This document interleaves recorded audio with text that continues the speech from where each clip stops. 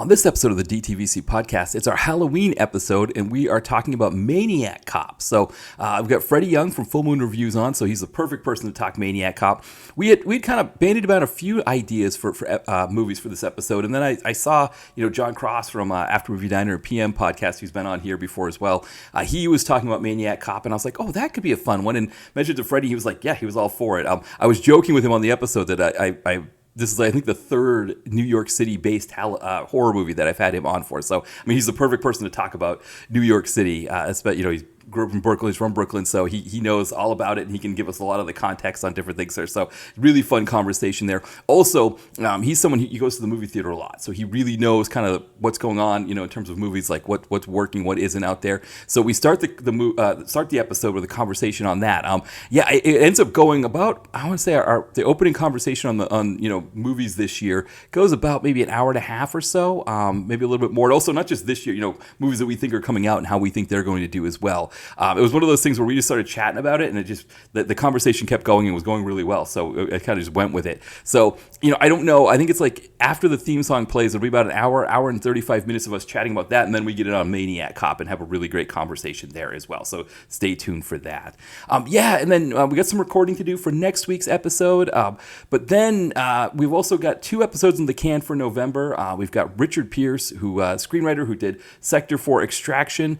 He is on, and we talk about Capital Conspiracy. I almost said Operation something. It's Capital Conspiracy.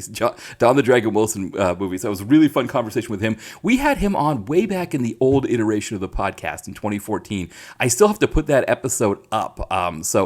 But yeah, I think he was on. We talked about puncture wounds when he was on. It's been that long since we've had him. So I've been meaning to have him on since then. He has had a couple really great appearances on the Come Up It's Reviews podcast. So if you're not subscribed to that, you should check that out as well, because he gives a lot of really funny backstory on making Sector 4 Extraction. But also, he's great low budget action movie fan as well, so he has all kinds of stories and a lot of knowledge on those movies. And so we kind of go back and forth on a lot of fun stuff on that episode. So look for that probably second week of November, and then third week in November, Ty will be back for his monthly hit. We got a couple of, I don't want to call them redemption movies, a couple of movies that we'd been wanting to do for a while, and we finally got a hold of them, and we just figured we'd put them into one episode. We'll be looking at Desert Dawn and Shepherd Code 2, Road Back, with Don the Dragon Wilson again. So, because we're going to have back-to-back weeks of Don the Dragon Wilson. So, you can never have too much Don the Dragon Wilson, can you? That's good. Always think with Ty, we record that episode a lot of times early the month before that it airs. And it's one of those things where, depending on how things go, I may put it out earlier if I need to put it out earlier, or I try to aim for it in the middle. But I was looking at the way December is going to fall, and that episode, his December episode may fall earlier in the month, so his November one will be later in the month, and so you might get some tie closer together than you're used to. So keep an eye out for that as well. And then DTVC Extra, I've got some ideas kicking around for that, so you may see something soon there. But I did actually post one of those old podcast episodes, episode 8, Ninja 2, Shadow of the Tear, where we had Carl Bresden from Fist of the B-List on, and Jamie, of course, was my co-host on the episode. So we talked about Ninja 2. Was it Shadow of the Tear? Is that what it's called? But the Scott Adkins movie, directed by Isaac Florentine. So what you got to do is, if you type in Ninja, I think on your podcatcher, it'll come up amongst the other ones. Otherwise, you have to scroll all the way back, because it is now the earliest episode. It's number 8. So you may notice number 9 is missing. That's one that I did with Ty and Brett from Comeuppance. We did Ambushed with Jamie as well. There's an audio issue with that one. I don't know exactly what happened, but essentially I would talk, and then there would be like some kind of delay, and you might hear it on their end, and then they would respond to me, and I would talk over them. And so it just sounds really awkward, so I don't know what I'm going to do about that one. It may just be that you never get episode 9. I don't know, but we'll see what happens there. But at least at the very least, you can check out that old one there, episode 8, Ninja 2. You can hear my voice is a little bit higher pitched then. So I guess going from mid 30s to mid 40s, your voice becomes less high pitched. I guess, I don't know. Maybe I talk differently when I'm doing recordings now. Who knows? But you can definitely check that out. And then terms of the YouTube channel, so we've still got the bathhouse episode bathhouse upload. So I did the bathhouse scene in Showdown in Little Tokyo. Again, you may have trouble finding that one just because I had to put the age gate up, so it's like 18 plus or whatever. So you have to sign in to your account to watch it, and if you don't have an account that you can sign into, then I don't know if you're able to see it. So that's probably, I don't know if maybe, let me know if you're someone who doesn't have that, because I can always try putting it. I could try putting it on Facebook. I just don't know if it was going to be an issue. There, essentially, what it was there's some topless women in that scene, and I figured that would be an issue. And I'm not good enough at video editing to be able to put bars over them or anything like that. So, because there's some other stuff in the scene. You've got the sumo wrestler getting stabbed, which maybe is a little bit much, but I don't think that's as bad as the other stuff. So, I had a feeling if I posted it without the gate, that at some point someone would flag it and it would end up with the gate. So, I just put it up there myself. But I think it means it's not people aren't finding it as much. So, keep that in mind that you may have to go onto my site directly for it, see if you can find it, because it may not show up in your algorithms because of that.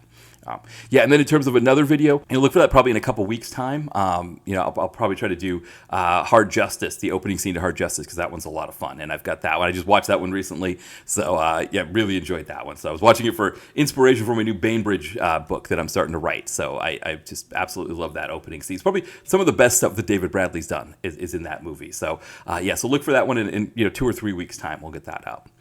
And then in terms of the site, we just finished off our Hall of Fame month. So we are done with the month of October, essentially.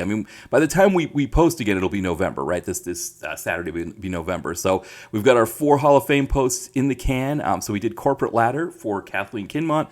And then before that, we did Ironheart for Imperial Entertainment, Time Bomb for Billy Blanks, and Three Musketeers for Cole S. McKay. So those are our new Hall of Fame inductees. Everything's updated on the site, so if you go to the Hall of Fame list, their names will be there. If you want to see who's in the Hall of Fame, it's getting to be a pretty robust list now of names that we have there, which is good, right? The more the merrier.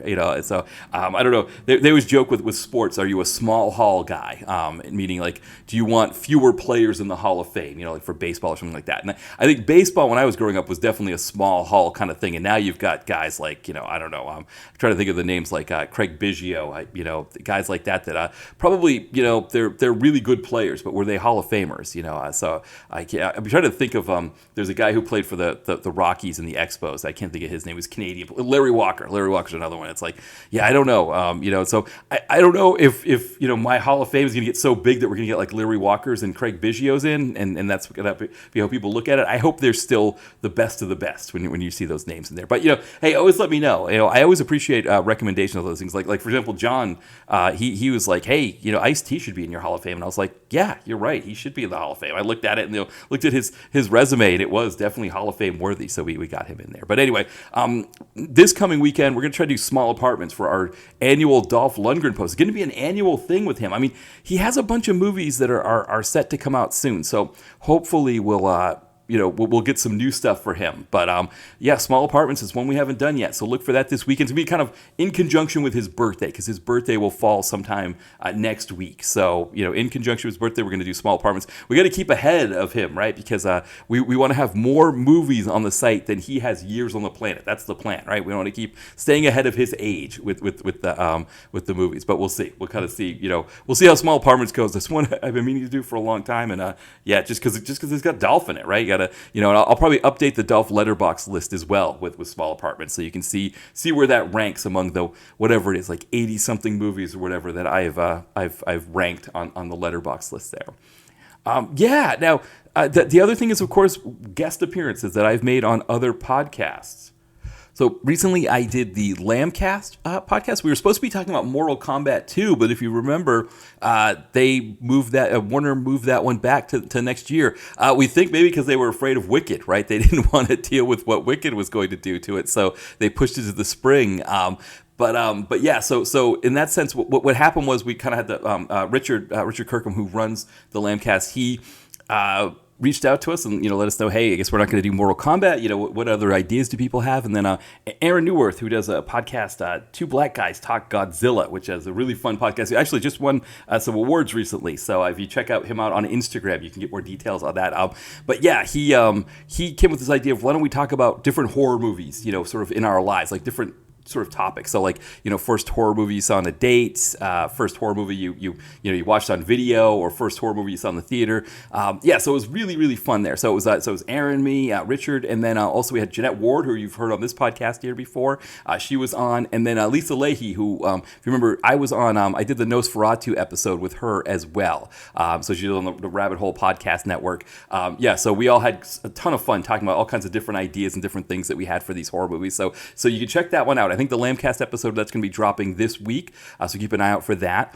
Also, I recorded with the guys from Comeuppance again, so it's been a while since I've recorded with both guys. So Brett, since the whole Skype thing, the last time I recorded with them was on Skype. It was kind of Brett had like some sort of legacy Skype on his computer that it allowed him to use it for a little bit longer. But they were kind of banding around a few different types of recording software. They ended up going with Riverside, so I recorded with them on Riverside. It actually worked pretty well. I don't know if I'll use that one instead of Jitsi, which I usually use. But either way, I recorded with them. We did another No Subject pod. I think they were saying maybe the 1st of November. So look for that sometime, maybe this weekend perhaps. But yeah, always fun chatting with them. So definitely, if you're not familiar with the No Subject podcast, it's essentially Ty and I going back and forth about goofy ideas for movies or TV shows, and then we present them to Brett on the episode, and he gives his response, and we kind of just go back and forth and talk about them a little bit. So yeah, so keep an eye out for that. That was another really, really fun episode there as well. But I think, man, we're already over 11 minutes here. I had a lot of talking to do today. These cold opens are just getting longer. I think I've got to try to work on reeling those in a little bit, and I mean they're only going to go a little bit longer because I got to talk about my books here.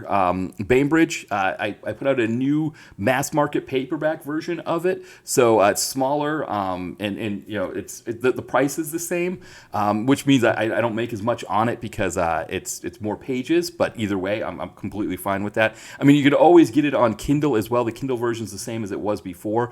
But yeah, definitely check that out. I'm hoping to get my own copies in a few days. I got my proof copies, but they have this like gray bar across the middle, so I don't want to take pictures of that, but I should be posting pictures soon of that. And then, of course, my most recent novel, Nadia and Aiden, that is available on Kindle Unlimited, and paperback. Just type in Nadia and Aiden or follow the link here in the podcast description. And then, yeah, we're about a month out from my release of my next novel, Mark in Sales. I'm targeting Black Friday for that, so keep an eye out here. That would be, I think it's the 28th, so we're looking at 30 days or so from my next release. So mark it on the calendars. Hopefully it'll be available. You can just pick it up right then. Go on Amazon and buy it. I'll of course be doing more socials on that as well. But yeah, always looking forward to people thinking about my books, checking them out. Of course, always appreciate anyone who wants to support those. So definitely thank you for that. But yeah, all right, we've already gone almost 13 minutes here. So let's stop here. We'll have John play in our theme song when we come back. Freddie Young from Full Moon Reviews on. We're going to be talking about movie industry right now, and we'll be talking about Maniac Cop.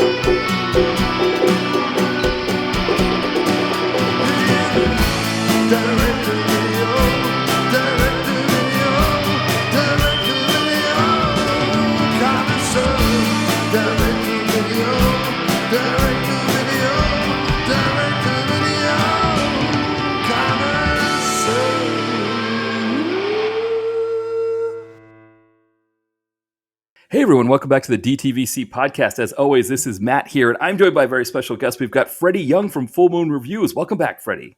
It's always good to be back. How are you doing? Good. And yeah, I wanted you. I originally was planning to have you on. We were talking about maybe doing a different movie from this, but this is the Halloween episode. I haven't really done a Halloween episode before, so I was thinking of like what we could do, and we landed on Maniac Cop, which I when I suggested we were thinking about other movies to do, I didn't realize it was another horror film based in New York. So we've had you on for a couple New York based horror movies. Yeah, I feel like I'm a magnet of those um, movies where it's like, oh, Prince Giuliani, New York. Right, exactly. Well, that's the thing, right? I mean, if I'm going to have somebody on to talk about this, it's got to be you, because it would be kind of weird if I was having somebody from like California or somebody on to talk about New York based horror Right. movies too. I was here when that stuff was going on. So yeah, that makes a lot of sense. Exactly, exactly. And one of the things, so usually when we have you on, we kind of talk about the state of comic book movies and stuff, but there hasn't been one that's been released. I think. So, Fantastic Four, I guess, came out, but we're in like the longest droughts, I think, since the MCU started for comic book movies, because it's about an 11-month wait between Fantastic Four and Spider or Supergirl. Yeah. Right. Yeah. It's yeah. I'm actually kind of happy. Yeah. um, Even though we had like Peacemaker on HBO Max, but I don't think that did very well either. It's been a weird year, especially because DC kind of won the battle because Superman did pretty good. Um, it's like I don't know what the deal is. I feel like it's fatigue. I think we're in that state of people just want something new to watch, and I think we were talking off air about like the box office. And that I think it's still not healthy, but I feel like we're seeing more variety of movies coming out, which is a good thing in the long run. Like comedies are finally making a comeback, like Naked Gun, Good Fortune just came out this past weekend with Keanu, which was a good movie. um I'm glad to see that happening, but I still feel like people are only going to movies for like events. Yeah. So like a Predator that's coming out, or Wicked for Good, or Avatar. I feel like those movies are gonna do very well.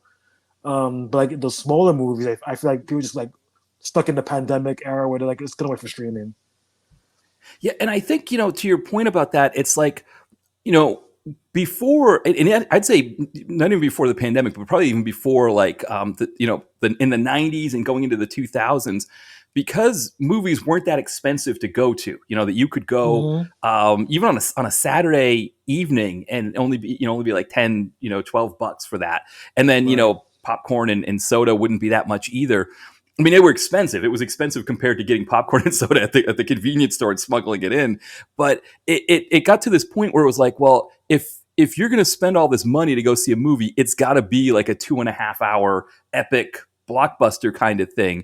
And I think it's kind of how the comedies got squeezed out, because people were like, well, I could see that at home on my I've got a good TV, I've got good sound. I don't need to see the comedy in the theater. When I think of some of the movies that I saw in the theater, like Master of Disguise, the Dana Carvey movie. It's like, can you imagine a movie like that? Oh God. Yeah. I mean, you know, it's amazing. To your point, like it's like people feel like that they, to get them out of the house to go see a movie, it's got to feel like an event. But then on the other hand, I wonder if Hollywood is finally having this mindset of like, let's take a few hits on some of these, like Naked Gun, and just see if we can reestablish comedies, well, horror is a genre that seems to always do well still in the Mhm. theater, but establish some dramas and some of these other genres that don't seem to do as well in the theater lately. And maybe you just got to take a bit of a bath, on Naked Gun or something like that, because then you've established that you can do comedies again, and then people will start to they need to get used to going to see those movies again, I guess. I also think like the whole like video on demand is also a thing, because they probably do a lot more business on that Yeah. than in the theaters. And plus, you want people to subscribe to your streaming service, so you figure they don't go to the movies; they'll probably sub to see it on Paramount or whatever is on. Um, it's an interesting business model that they have right now, because sometimes I'll see a movie and go, "Yeah, that's gonna do very well," but it ends up bombing, which is very strange. Like the Marvel movies this year, I think they all pretty much underwhelmed Yeah. the box office, surprisingly, even though Fantastic Four was really good. Yeah. And what else? Thunderbolts was great. But it's weird. I feel like Taylor Swift could do something, and people go see it. Like I don't know, understand like Right. the mentality of moviegoers these days. Like what are they looking for exactly? I don't know. Because to your point too about like the movie having to be an event thing, it used to be like if you were going to see a movie for the first time, like so it's like this Spider-Man in 2000, what was it, 2002 I think, or '01. Yeah, it's 2002. Yeah. Yeah, I can remember that. Like all my friends being like, "We got to go see Hmm. Spider-Man," or like 1999, right? Everybody's got to go see Phantom Menace, and that kind of thing. Right, right, right. But then you had this whole other group of movies that was like where you were just going to the movies and you'd be there with your friends or even by yourself, and you'd say, "What do I want to see? What out of all the movies that are there, what am I going to see?" As opposed to like, I'm going there specifically for this one movie. I'm just going to go to the movies. That's like the thing. And there isn't enough of that anymore, I think, right? That there isn't enough of people just like, hey, it's a Saturday night. We don't have anything else to do. Or we got to kill some time. Let's just go watch a movie. Yeah, social media, video games, streaming, sports, all that stuff is now taking over. Also, I feel like movie stars don't exist anymore, really. Yeah. And I think that's also an issue. Like you have like Tom Cruise, he's struggling with the Mission Impossible stuff, and like Leonardo DiCaprio, one battle after another hasn't done that well, but the Oscar buzz is there, so people are still talking about it. I feel like that's also an issue. Like directors, also, I feel that's another thing. Like, are there any like star directors anymore? Scorsese, Cameron. I don't know what people are willing to spend money on. I also feel like the theater experience is not that great anymore. I feel like people don't respect it as much as they did 20 years ago, and like audience are just rude. The phones, they're on their phones all the time. They're talking on their phones. I've seen people in theaters take off their shoes with their bare feet, put it on the barricade. Like it's insane. Like you're not home. Like why are we doing this at home? And yeah, I think that's probably the biggest part of it. I think it's the prices. And I think it's just the etiquette. And I think people just figure, well, if I'm going to see a comedy in a theater and have these people either laugh over the jokes or not even laugh at all and ruin my experience, I'm just going to watch it at home by myself and get the full experience. So I feel like that's a reason why movies aren't doing that well. Yeah, no, I totally agree with that too because I think the etiquette thing it crosses over all kinds of things. Like for example, Amtrak. It's like I take Amtrak to go visit Mm, my family, and it's like, or if you're ever taking like New Jersey Transit, yeah, from New yeah. York to Trenton, that the door, you see people doing the same thing, taking their shoes off, Hmm. playing music without having headphones and stuff like that. I remember when I saw Fantastic Four, there was a kid who was a couple rows in front of me who was talking to his friend. But fortunately, I think the movie, because it kind of has a really good start to it. It's like within like the first 10 minutes, it really pulls you in. And fortunately, it did that. And then he stopped talking because he was too engrossed in the movie. And I was worried because I go to these Saturday morning matinees when I go see a movie. So it's like, and Fantastic Four was actually the most full of any of those I'd been to. It was like probably like, maybe a third full, something like that. So Okay. it's like I'll give you some examples. Like when I went and saw Superman, I think that one was like a quarter full, maybe. And Thunderbolts, same thing. But then like I'll go see something like when I saw Deadpool and Wolverine, I think I saw it 2 weeks after it came out. Or maybe a week after it came out, and on that Saturday morning matinee, or it was a Sunday morning matinee in that case, I think there was 10 people in the theater for it. So Right. yeah, so I go to those really so I try to avoid people as much as I can, but you're right. I mean, it's the etiquette thing is sort of just something that's just crossed over into everything now. And the movies, it's unfortunate because I think with the movies, it's harder, right? Because it's like if I'm on a train and somebody's doing that kind of thing, it's like, all right, I'm going to put my headphones in and crank up my podcast, or Hmm. if I'm at a baseball game and somebody's doing that kind of thing, it's like, well, somebody's probably not going to take their shoes off because it's outside, and so that kind of curbs a little bit of that. And eventually they just get bored and they leave the game at some point. But for a movie, it's like also too with a game, it's like I can still pay attention while somebody's talking next to me. Right. With a movie, it is like an experience where you miss the whole thing if somebody is that annoying with it. Yeah. I don't know what movie it was. I can't remember, but it was a movie. It was a few weeks ago, and I watched it like opening day, and the person next to me was snoring the whole time Oh man, because the movie wasn't that exciting, to be honest. It was like one of those dramas, so people weren't like really into it, but it was just like really distracting. And I'm like, should I wake this guy up? right? And then he gets annoyed at me for waking him up. You know what I mean? It's just this whole like, man, I'm just gonna just deal with it, you know. And but it ruins your experience. Like I'm gonna have to watch this again at home just to get the full like vibe of this because maybe my enjoyment level went down because this guy is snoring next to me. I don't know. Maybe or the movie just sucked. I don't know. So it's like you say. It depends. It's weird. Like you go on the train.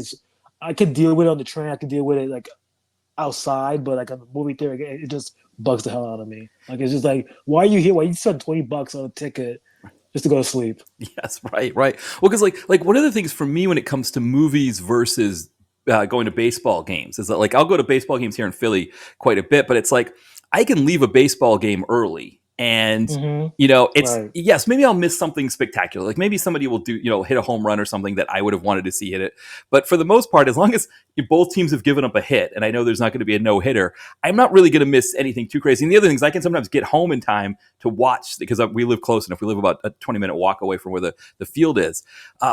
And so that's the other thing too, where it's like if you go to a movie, it's like if I leave a movie early, I mean, it would have to be an emergency. Like it would have to be like I got a call that I need to get out of here and go do something, or something serious happened. For the most part, you're staying through the whole thing.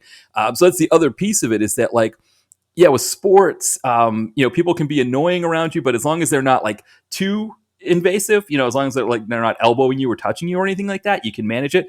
But with a movie, it's like yeah, just somebody even whispering because Yeah.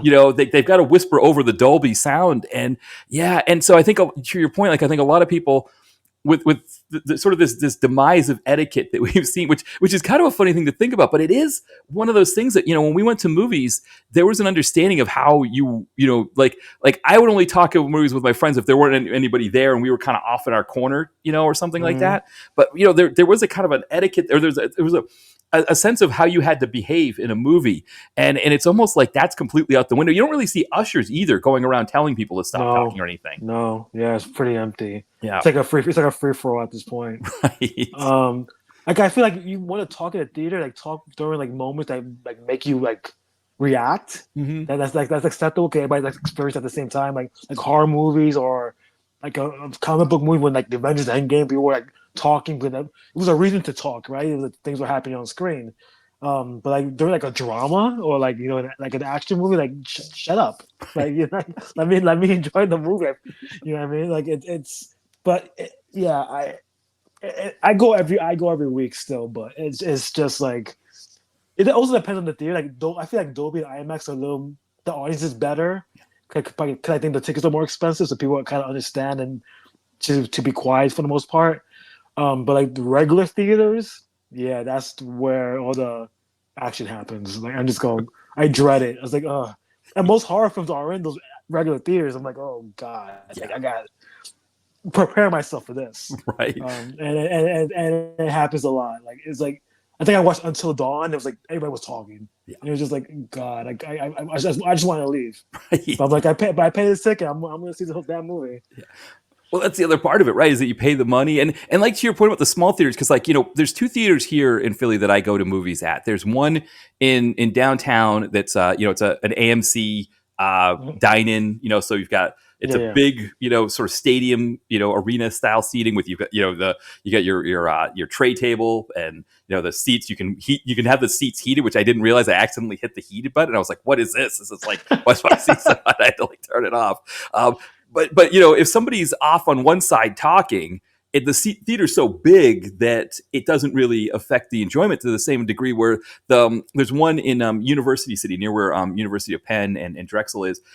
That's the one that I go to more now, just because they tend to have an earlier showing than the dine-in. Oh, gotcha. And so, but the thing with that one is it's understaffed. When I went to go see Superman, I think it was Superman or Thunderbolts. Maybe it was Thunderbolts. One of those two movies. When I went to go see it, the night crew the night before hadn't cleaned the theaters. So they had to start the movie late because the day crew when they showed up, they had to do like a quick job, like cleaning job on it. And so, those are things that, again, like, growing up, like I never remember anything like that happening, because a movie theater would have like a whole full crew that would work, and work morning, nights and eat all that kind of stuff. And so to experience that, I mean, the bathrooms generally at that theater are not in the best shape either. Yeah. It, part of it is like you can see that like the theater, nobody's putting money into it. Like they're just whatever. I think it's Cinemark that owns that one.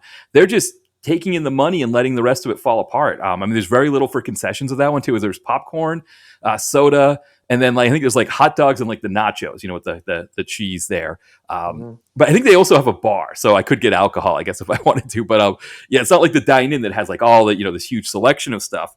But yeah, so I think that's the other piece of it too. Is I think theaters also, if they're not like these big dine-in type, or like Alamo Drafthouse or those kind of places where it's like a huge experience, the theaters themselves, people aren't putting money into them now. It's kind of the, what do they call it? Enshittification, right? It's like, this thing where things are falling apart on us. So I think that also hurts the movie experience.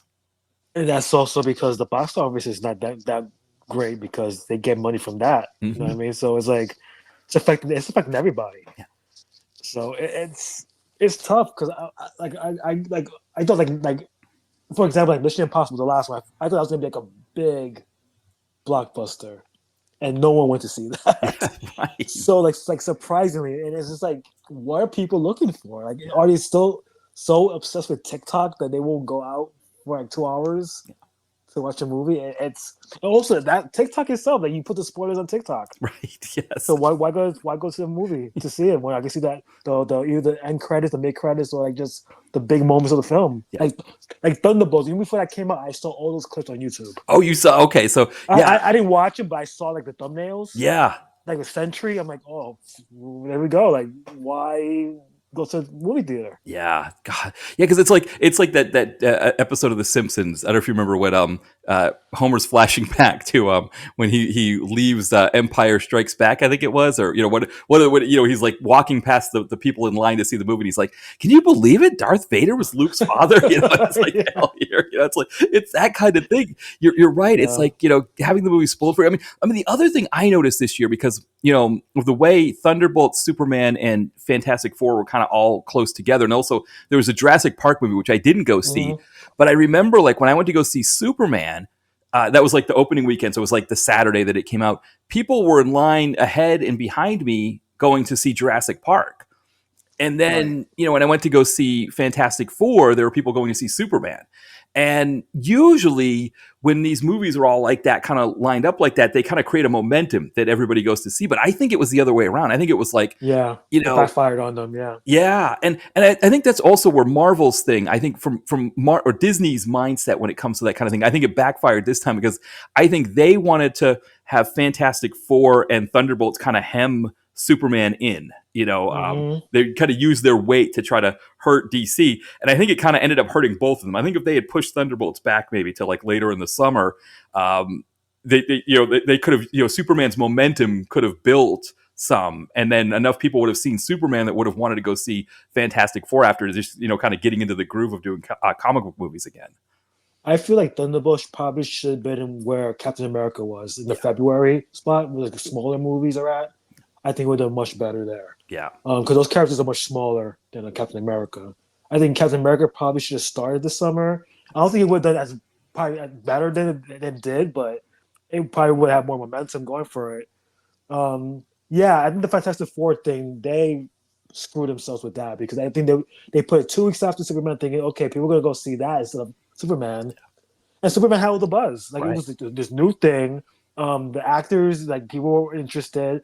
These characters that we've never in a DC movie before, and it was probably I hate to say it, I think I enjoyed Thunderbolts more than anything this year from comic books, but I think between that and Fantastic Four, I choose Superman. I thought Superman was a better movie, just because it felt for the first time in a long time like a Superman movie, and I think that's going to give that DC momentum. I think Supergirl will do very well because of Superman.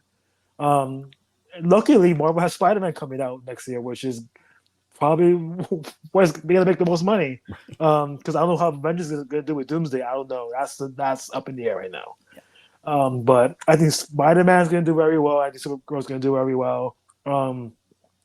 Hopefully, they learn their lesson. Spread these movies out. I feel like Fantastic Four probably should have came out probably in August. Yeah. A month after, or even September, something like, or November, like just away from Superman. Because Superman, you knew that was going to blow up. Yeah. And even though it didn't like do a whole lot of money like they were expecting. It made like $600 million. That's a lot of money this year because there's only been $1 billion movie this year. That was Lilo and Stitch. Yeah. So, and Warner Bros. Right now is like just raking in the money because they all their films did very well this year.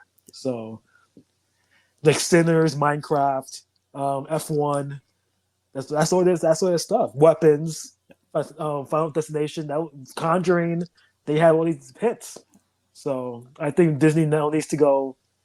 What do we need to do to change this? Because and then the Jimmy Kimmel stuff. We're not gonna get into all that, but they're in a mess right now. Well, yeah, because the one thing about the Jimmy Kimmel thing that I think is worth mentioning is that you had Michael Eisner, right? It's Michael Eisner, right? Who's the former CEO. Yeah.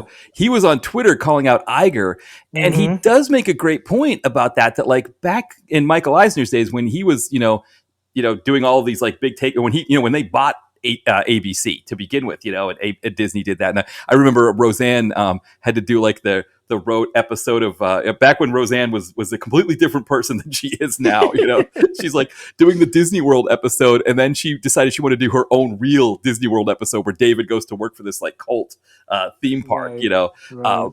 But he was saying like his point was that like Disney doesn't bow down to their affiliates or anybody like that. They're the ones who make the rules. It's like Jimmy Kimmel's the guy who does the Oscars for them and does game shows and stuff. You don't tell Sinclair or whoever, you don't let Sinclair dictate. You dictate it to Sinclair, which eventually, right, it's like they had Jimmy Kimmel back on for a week and Sinclair's like, okay, well, we'll bring it back.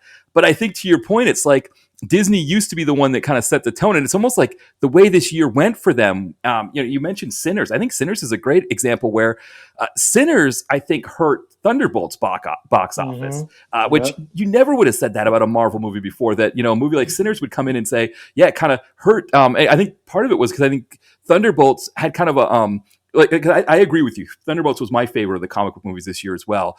But it was a unique kind of comic book movie. And I almost think that people that went to go see Sinners would have been people who also would have seen Thunderbolts and maybe even been kind of new comic book fans, people that hadn't been fans before. But, I think once you see Sinners, you're kind of like, okay, well, why do I want to go see Thunderbolts? I don't need to see that, I never would have thought I'd say that a movie like Sinners would have, would be, usually it's the other way around. And so yeah, Disney, like you said, it's like people thought Disney was back because of last year with Inside Out 2 and Deadpool and Wolverine. Yeah. But I think they're kind of in this point where it's like, and I think this is probably why Spider-Man and Avengers will do well for them, is they seem to only do well with the nostalgia movies. Those are the ones that seem to be doing well for their Marvel movies.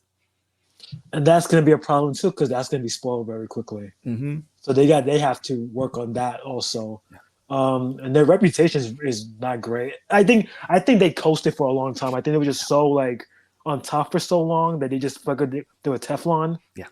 And now like you said, Sinners, like that, I could not believe how well that movie did. Still my favorite movie of the year. Yeah. By far.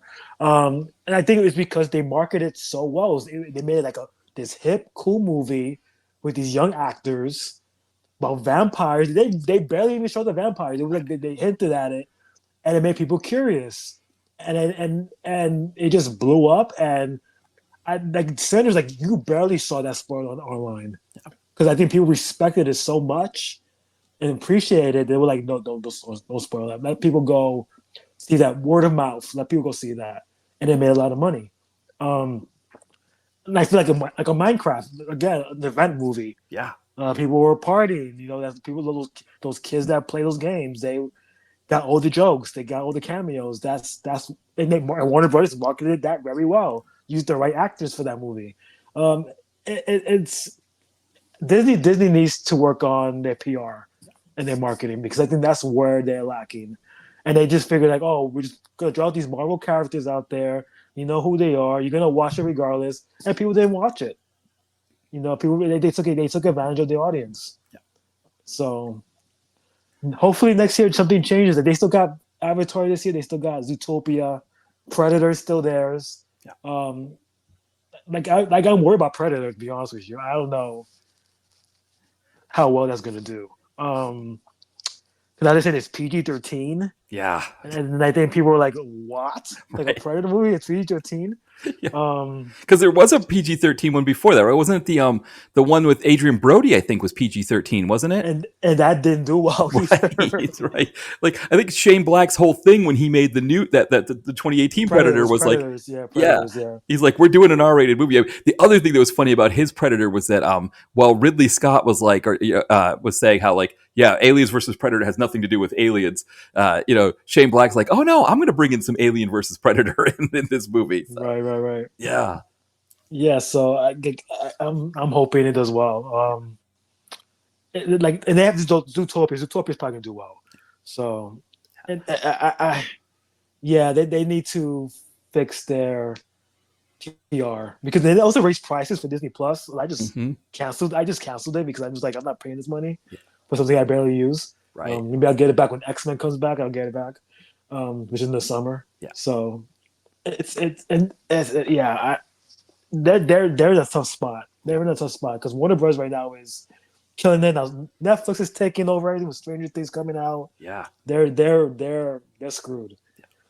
Yeah, I mean, we only have Disney Plus because we've got Hulu and Right. ESPN bundled, so we The have bundle, yeah. Disney for that because we watch enough Hulu and I have ESPN because I have to watch my NHL hockey's on all the time on there, so I'm usually watching that. But I get what you mean because it's like Disney Plus has all of the Marvel movies, hmm and they do have kind of like a rotating group of ones that aren't Disney ones. Like for example, right now they've got the three Blade movies on there.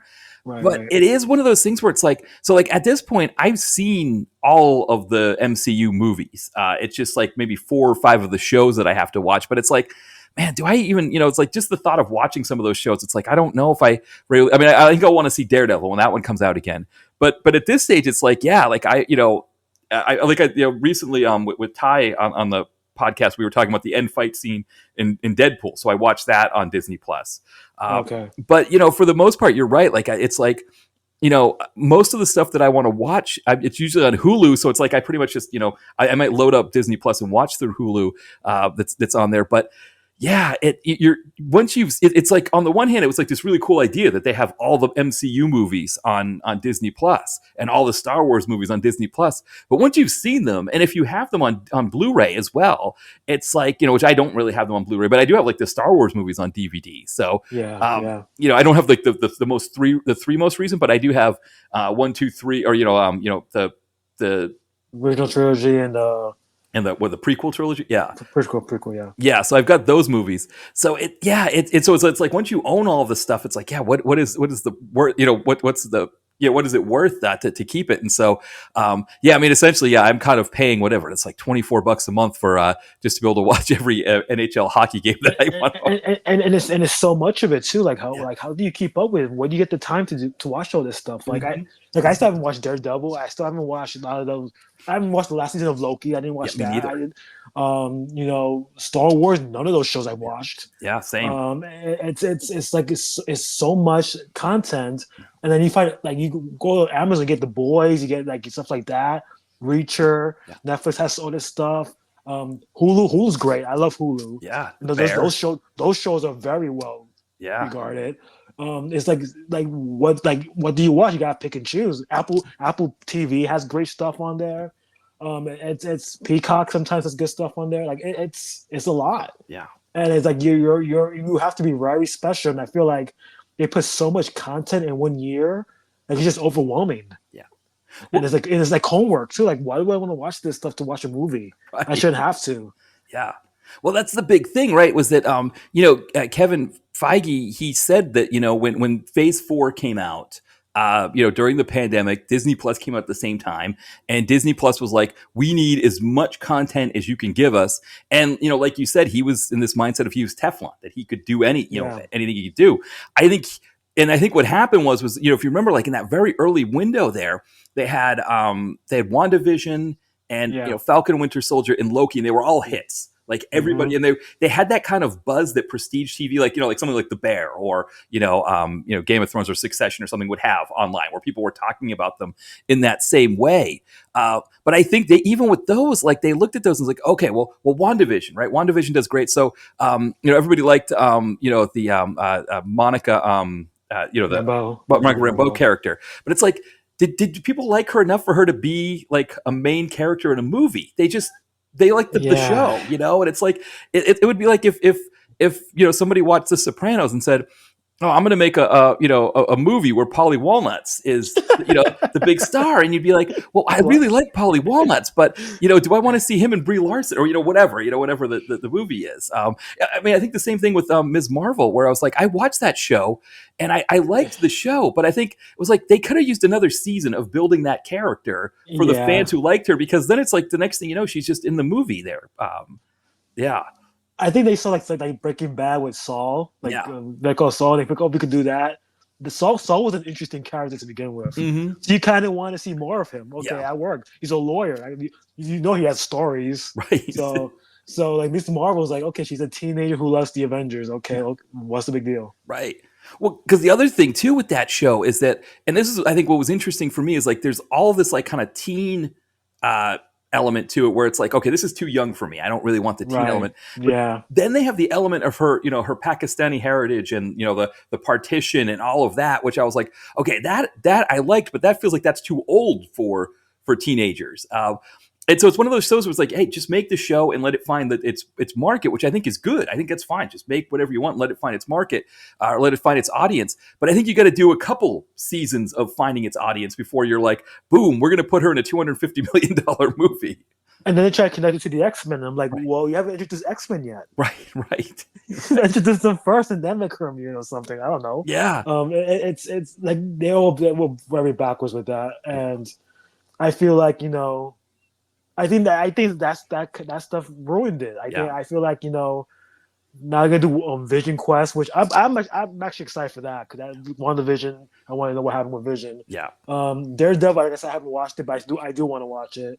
And I think like Agatha all along was a big hit, Mm-hmm. and I feel like they haven't done anything with those characters. Like people want to see those characters. Obviously, I think they could be like a White Vision. I think that's what a Vision Quest. Like that's what they're gonna do with that.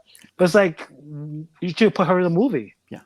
Because people care. Like She-Hulk, they say She-Hulk's gonna be in Doomsday. Like why? Right. Yeah. There's no need. Yeah. Well, and the other thing too, like Jessica Hahn, she's kind of a rising actor anyway. That people is it Jessica? She's likable.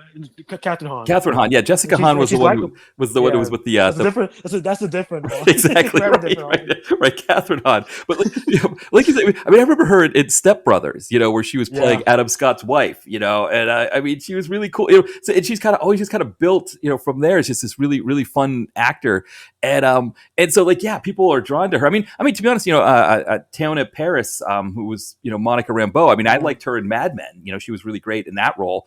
But again, that's still kind of a supporting role. I think, maybe you give her, maybe that's what the thing to do would have been, to try her on a series. Or I think those one-shot things they did, like Werewolf at Night. I thought, those were cool ideas that they could have, let's have Monica Rambeau do something in one of those for 45, 50 minutes. And at least they're smart enough to do that with Punisher. Yes. The little movie that's coming out, which I'm also excited for. Yes, me too.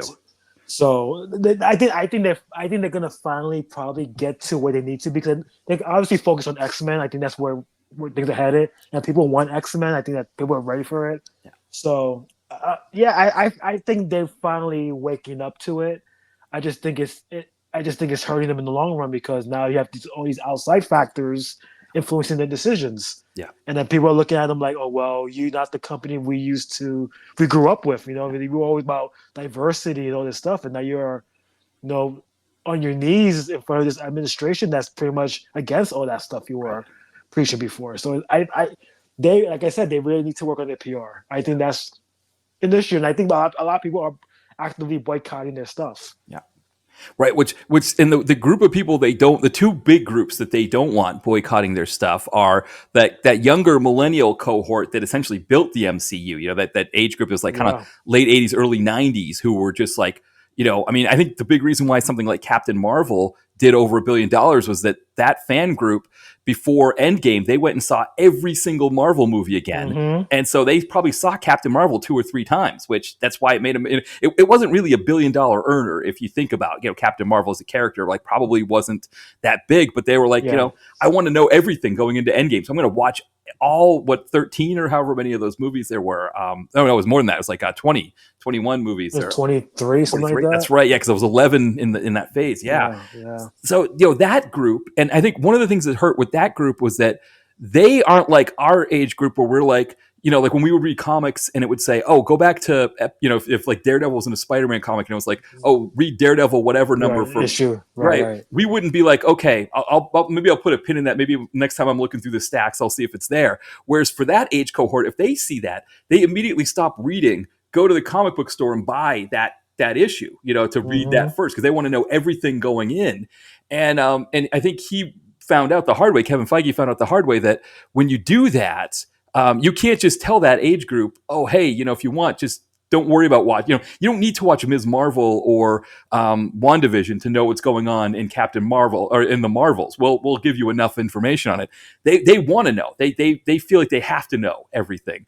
And so that age group also is very keen on diversity in movies. And if, and they're not the age group that's voting for Trump. And so they were probably one of the first groups to start boycotting and, getting rid of their Disney Plus subscriptions. But then the other group is the Gen Z age group, which they haven't been able to crack yet. They haven't been able to get them. And I think that was an age group that was big on Sinners, for example. And they haven't really been able to get that group yet.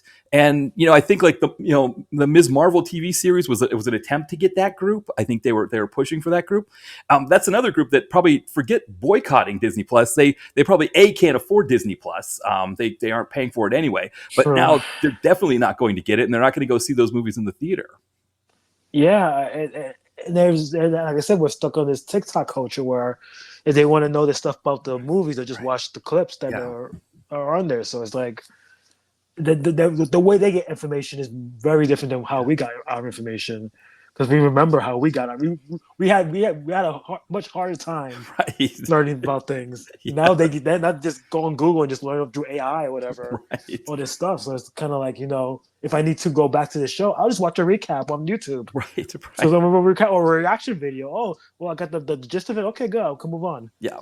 And that's the problem. Yeah. I mean, you think about like in the 90s and early 2000s, even when, yes, the internet was a thing in that time period. But like, if you wanted to know about a new comic book movie, it was Wizard. Wizard would have the first shots of that movie, or Entertainment Weekly when they became big in the 2000s when, comic book movies were, you'd have to get the newest issue of Entertainment Weekly to know what was happening in these things. Maybe E would have like a little clip on what was it, E News Daily? Was that the show that they E News Daily? Yeah. And you're right. Like nowadays, it's like everything. And one of the things that Ty was telling me about, was saying to me about, is how like James Gunn with this new approach that he's having with the DC movies, where he's not putting as much stuff out as Marvel used to do, and he's not really leaking as much either. And so like people are like reading into every little thing he says and does because they just want content. They're used to this like 365-day a year content spree for comic book movies, and Gunn's not really giving them that now. And that's smart. Yeah. That's what people are like the stuff with the new Superman's coming out, part 2 with the Luthor and Superman team up. Yeah. He just showed a picture. Dude, that's your sequel. People got excited. Right. He didn't have to say anything what the movie was about. Yeah. It was just like, this is what the movie's about. They're teaming up against Brainiac. Yeah. That's what you need to know. Yeah. That was supposed to be Superman 3, wasn't it? Yes, and they couldn't afford it because they ran out of money. Yeah, but that's what everybody's been waiting for. Brainiac. Well, finally we're getting him live action. Mm-hmm. That's what you need to know. Yeah, there you go. Bye. Yeah, I think he said he's going to tease Supergirl before Avatar. That's the trailer's going to come out. Yeah, the first one. Smart. Yeah, I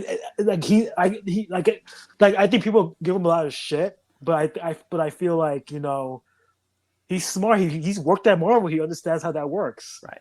And I think he's looking at Marvel going, you're giving too much away now. Right. We need to kind of step back. Like even Peacemaker, like he wouldn't like give you everything. Like you have to watch the episode and go, oh, this is what this means. This is how this connects to this. and there's Superman connections in Peacemaker from what I saw. Yeah. So it was like, okay, he's doing it slowly. He also said like 2 movies a year and maybe 2 shows a year. Yeah. That's just enough. Mm-hmm. Smart. Yeah. So he gets it. Now Warner Bros. Is going to sell their company. I don't know if he's going to stay on, unfortunately, but I think he understands how to play the game, and I think less is more at this point. Yeah, no, I totally agree, and I think it's going to be interesting to see what happens when this merger, if it ends up being Paramount and the Ellisons or whatever that end up being the ones who buy HBO and all of that. How that ends up looking, but to your point about him, learning from Marvel, he also learned about what not to do for Marvel because he talked about how when he made the second Guardians of the Galaxy movie, he had to tease Adam Warlock at the end of that movie. Right.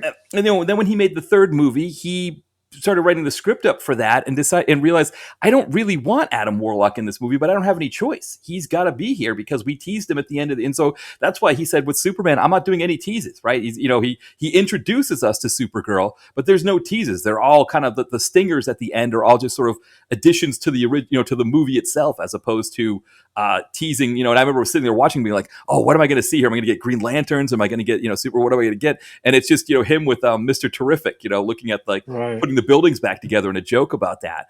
But he's like, I don't want to be tied into these teasers and things like that. I mean, look at Eternals. They I mean, it's like I with Scott Murphy on, we were talking about somehow Captain America Brave New World came up, and he was saying how he's like, oh, they just decided like, oh, we've got this Incredible Hulk movie, let's do a sequel to that, and oh, we had this Eternals movie, and we've got this like Celestial that's just sitting in the water somewhere. I guess we should do something with that too. We'll put it's almost like poor Anthony Mackie, his chance at Captain America, and it's just like, oh, we're just going to throw a bunch of old movies that we needed to loose ends that we wanted to tie up from these other movies, and we're going to put them in your movie with you. It makes me wonder how bad the original version of that movie was. Yeah. Because like, I'm not gonna say Brave New World was bad, but it wasn't great. Like it was very mid. Yeah. But it makes me wonder like if that's mid, and that's the best you could offer. What was before that? Yeah. Because like Kevin Feige said he couldn't even finish watching it. Right. That's how bad it was. Right. Like Kevin Feige couldn't finish your movie, then something's wrong. Yeah. So like, did they add the Hulk stuff afterwards? Did they add the Man Team stuff afterwards? Like I like that's why I want to know like what was the original version of that, because like, I feel bad for him. He felt like a supporting character in his own movie, right. Unfortunately, yes. And it was just like he deserved much better than that. And he was like one of the best parts of that movie. Yeah, because he tries so hard to make it work. Right? It's like I think people are just so stuck on Chris Evans as that character. I think he was Captain America for 10 years. Like it's hard to replace that. I think that's what they brought back Robert Downey Jr. No matter how much money they gave him, like you got to give us that $1 billion movie. Right. God bless him, because that movie better be fucking amazing. Right. Like Spider-Man's gonna make $1 billion no matter what. Yep. That's good. That's a done deal. But Doomsday, I don't know. Well, because if you look at their successes post-pandemic, or actually, I would say post-pandemic, because I think obviously post Endgame, they made over $1 billion with the Spider-Man Far From Home. But all of their ones post-pandemic that have been hits have all been, at least financial hits, I should say. They've all been nostalgia fest, right? So you had the Spider-Man No Way Home, with where it was just like, oh, check it out, we're going to bring in all the Spider-Men together. We're going to bring in all the villains from the different Spider-Man movies. But that's one of the few times they were actually smart and not revealing the Spider-Man. Yes, yeah. And that's why people want to see it. Yeah. It was smart, and then people want to see it again because it was, we may have missed something. Let's go see it again. Yes, and that was smart. That's how you're supposed to do it. Yeah. Well, and also that was a moment too where people were tired of the pandemic. They were tired of sitting inside, and Marvel had tried a few other movies before that. I think Shang-Chi I thought was a really good one, but and those movies, each of them, I think Black Widow, Shang-Chi, and even Eternals, they all had done like the most for a pandemic movie at that point. But people were really wanting an excuse to get out. They were like ready to do it, and this was because it came out before the shots, I think, right? It came out before the vaccine shots, so we didn't even have that yet, and people were just like going to go see, Spider-Man. I think, or what was it? Was it No, it was 2020? after. It It was was after. after So it was 2022. Right. That's It right. was 2020. It was the end of 2021. And 20, right, right. It So was, it okay, was the Christmas. that's of right. The shots came 2021. out in early 2021. That's right. That's right. Yeah, Yeah. yeah. So it was like, so like the shots were there. People were like ready to just get out and be in the world again. And so it captured that moment. And then I think, Doctor Strange Multiverse of Madness kind of, rode those coattails a bit, right? Because it was also, And that was smart because they teased it at the end of Spider-Man, yeah, and it was a Sam Raimi. Oh, there's connection with Spider-Man with Sam Raimi. So yeah, there you go. So that was smart. And plus, WandaVision did so well, yeah, and people love Elizabeth Olsen. yeah. So let's go see that. And I think she got kind of screwed in that movie too, to be honest with you. Yes, she did. Because they made her look like the worst thing ever. Like, oh, she's a woman. She's definitely the villain of the movie. Like she's justified what she was doing. Why you make her the bad guy? Right. Yeah. But anyway, Yeah. but yeah, that's why that's did so well because Sam Raimi and her really. Yeah. So Yeah. And then, Deadpool and Wolverine, another right. nostalgia fest. I was trying to think there was another one in there. Well, Guardians of the Galaxy. Which was the odd man out. Yeah. Really, and I guess Black Panther 2 did very well too. I guess that's also kind of, but that's also because Chadwick Boseman, they wanted to see what was going to happen with that. Mm-hmm. That was curiosity factor. That was like a Fast 7 kind of curiosity factor. Oh, Paul Walker's not in this. So let's see how they play it out. So yeah. Well, and the other thing too, I think with Black Panther, with Wakanda Forever, and the third Guardians of the Galaxy, I think the thing with those two movies, that's the place where you would have gotten the $1 billion entry in those series. Yeah. But because neither of them really have the rewatchability. Like I think you see Guardians of the Galaxy 3, and it's like it's one of my favorite comic book movies, but it's like I have no desire to see that again. It's very dark, and, Yeah. and Black Panther 2 is also very dark. Yeah. They're very sad movies. Yeah. Yeah. Yeah. And I think that also kind of was another thing that kind of hurt them. But I think that's where Kevin Feige, I appreciate him, where he's like, we're going to make the movie, even if it's not going to be $1 billion earner, we're going to make it the way I want to make it. We're going to, we're not going to compromise on that. But yeah, it's going to be interesting because I think, again, with the Superman part of it, I think is that, that like, this was the movie, even though it didn't make as much money. And I think part of the reason why it didn't make as much money either is I think, the US's reputation abroad, deservedly so, is bad. Yeah. So people don't want to see like an American superhero on their screen, even if what James Gunn was doing was something very different from that. I think, people in other parts of the world were just kind of like, well, what? And because I think that one did domestically, I think it was one of the best movies of the year, right? I think it's number 3 right now. Yeah. But also you gotta figure like there's one half of this country that wouldn't see it because it's pro-immigration. Mm-hmm. And it's anti-billionaire. Yeah. So it's they were in a tough spot, but I think for what they did very well considering all the stuff they were up against. Yeah. And I feel like Fantastic Four and Thunderbolts, while great movies, were more about like human emotion rather than action and comic book stuff. So I think people want to watch comic book stuff, want to watch action, like special effects, not about mental illness or about motherhood and family and this idea too, like you have to sacrifice your kid to save the world. I think I appreciate more for doing that because those are very heavy themes, and I think more movies should do stuff like that. But I think people expect a certain thing a certain vibe when it comes to a comic book movie. Like Superman is very much a comic book movie, but it also has those social commentary in it that doesn't really interfere with the action. Yeah. So I think that's why it worked. Yeah, no, I totally agree there. I mean, I think the Fantastic Four, the thing for me that was the payoff is something that, again, like unless you're going on TikTok, right, you wouldn't know this going in. The fact that they have Galactus just walking on planet Earth, like I'd never seen like that. I'd never seen that before. Never seen it in the comics, never seen it in any of the movies or anything like that.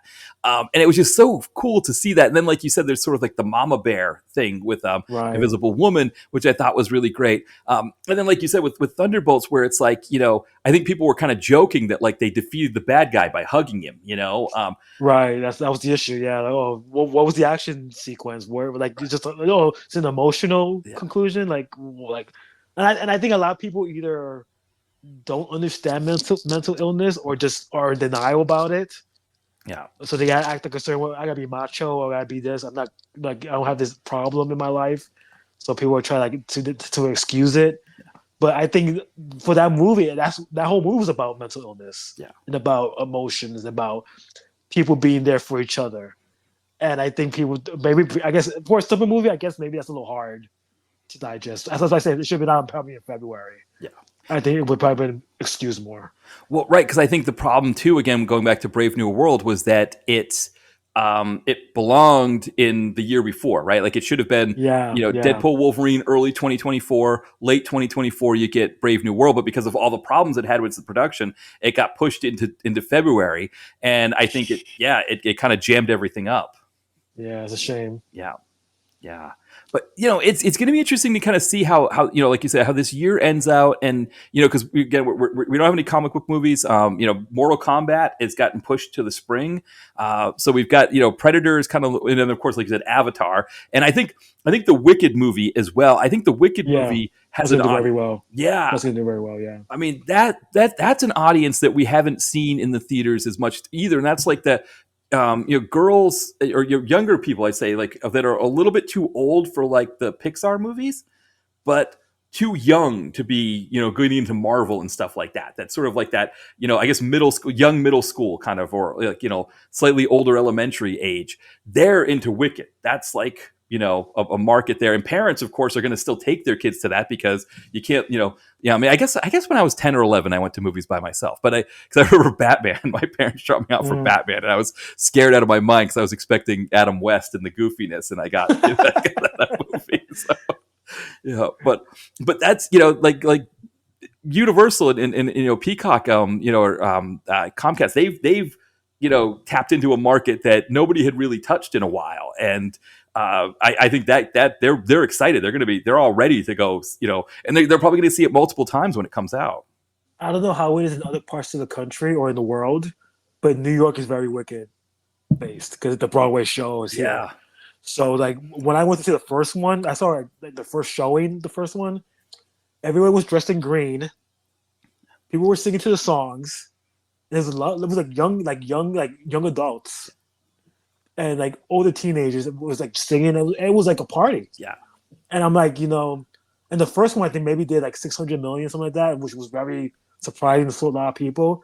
I think this one might hit $1 billion. yeah. I think people are so excited for it, and people plus the Oscar buzz that it got, the first one got, and then the soundtrack did very well, and people like the Wizard of Oz, the connection to the original Wizard of Oz in this movie. I think they Comcast did a very smart marketing on this, and I gotta say the same thing about How to Train Your Dragon. They did a very smart thing with that.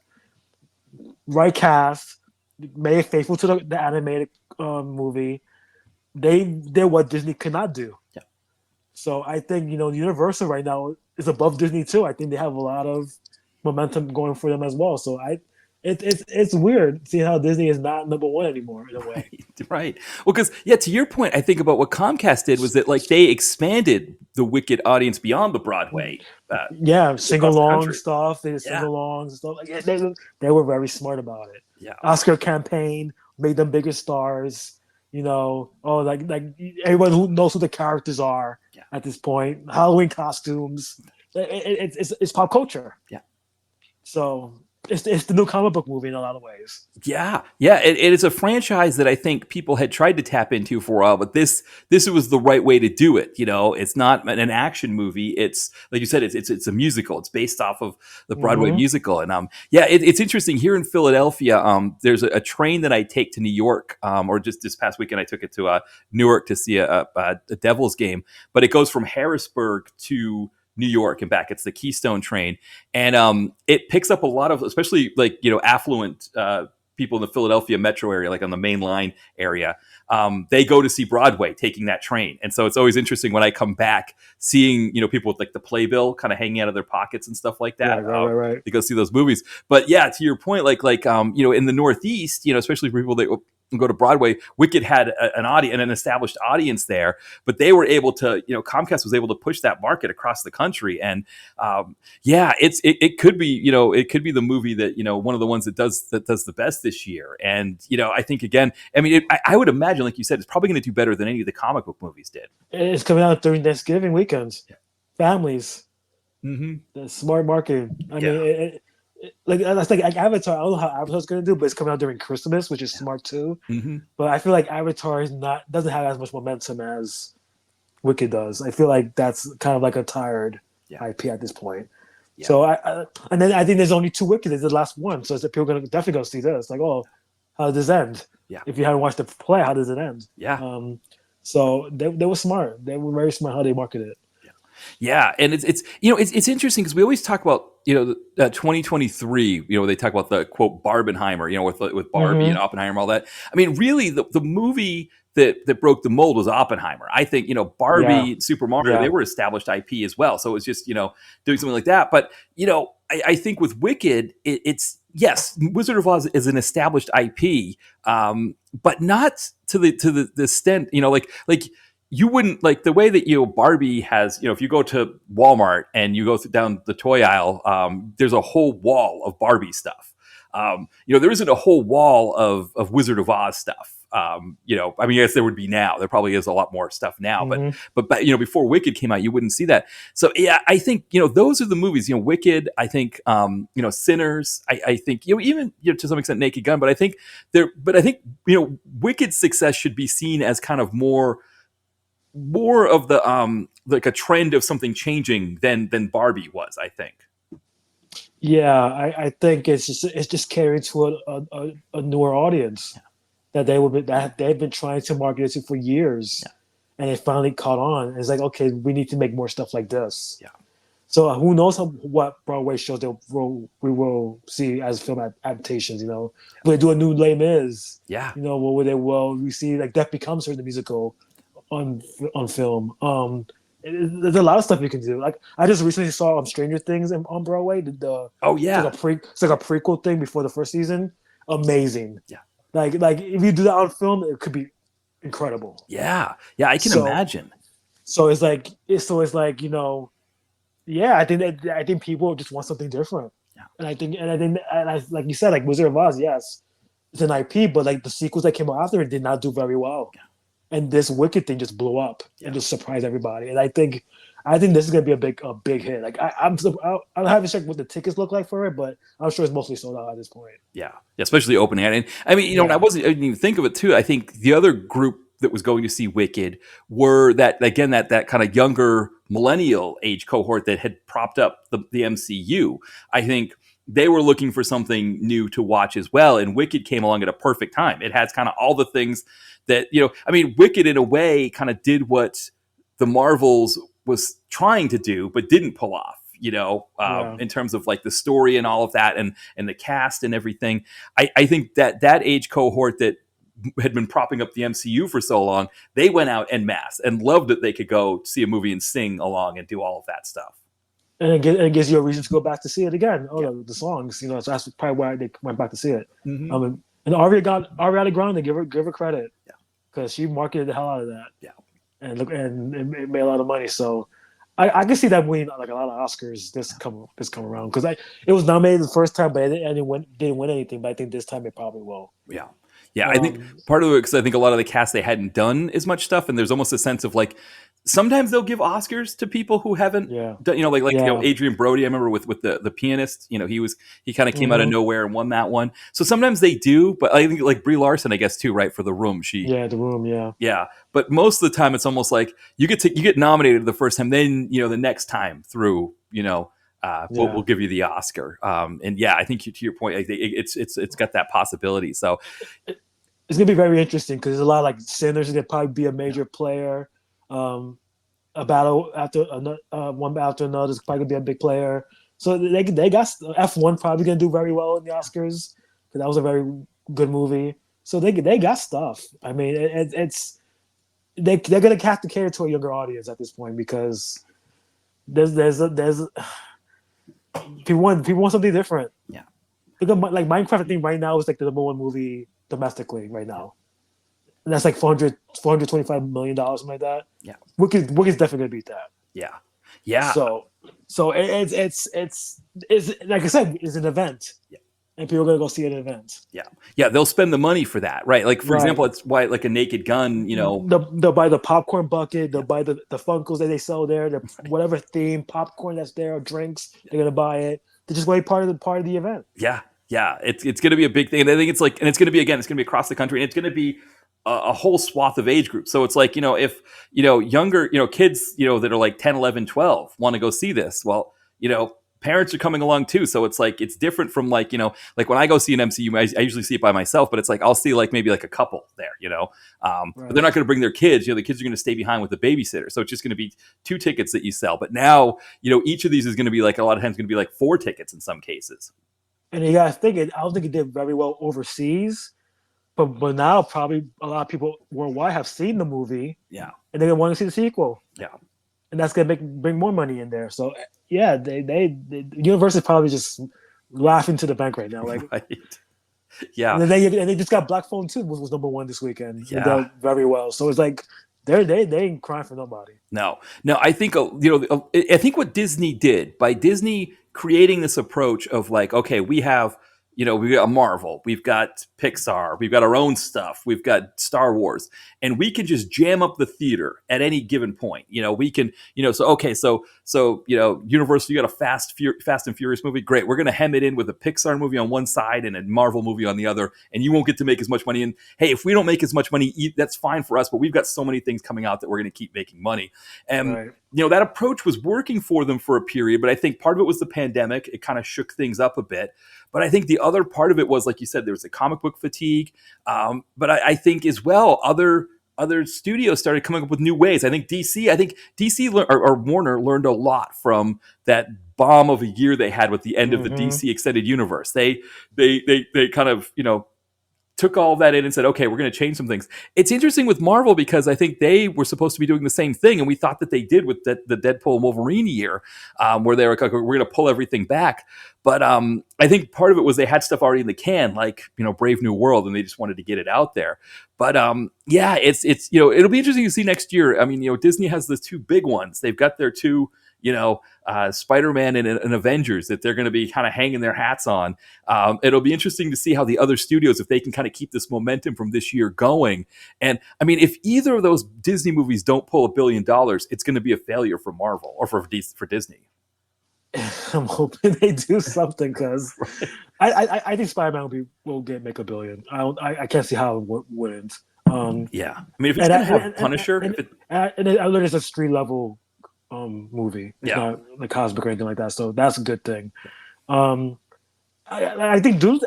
I would think Doomsday will do very well. I think the just curiosity of it. Yeah. I think we need to see trailers. I think that's really gonna tell what the deal is. But like Disney needs to start making live action remakes of their animation stuff. I know Moana's coming out. That's probably gonna do very well because Dwayne Johnson's in it. But it's like, do we really need these movies? Yeah. Just make good Marvel movies. Just make good Star Wars movies. Stop making a lot of TV shows. Like, we don't need to see all this stuff. Yeah. Just focus on what's good. Yeah. Like, focus on X-Men. X-Men 97 was very well done. Mm-hmm. Just focus on. And I think they're already nothing want to do like until season 5, and then they just gonna renew it, which is great. Yeah. Just focus on stuff that is working. Don't keep making these Pixar movies that no one cares about. Right. Like Elio bombed.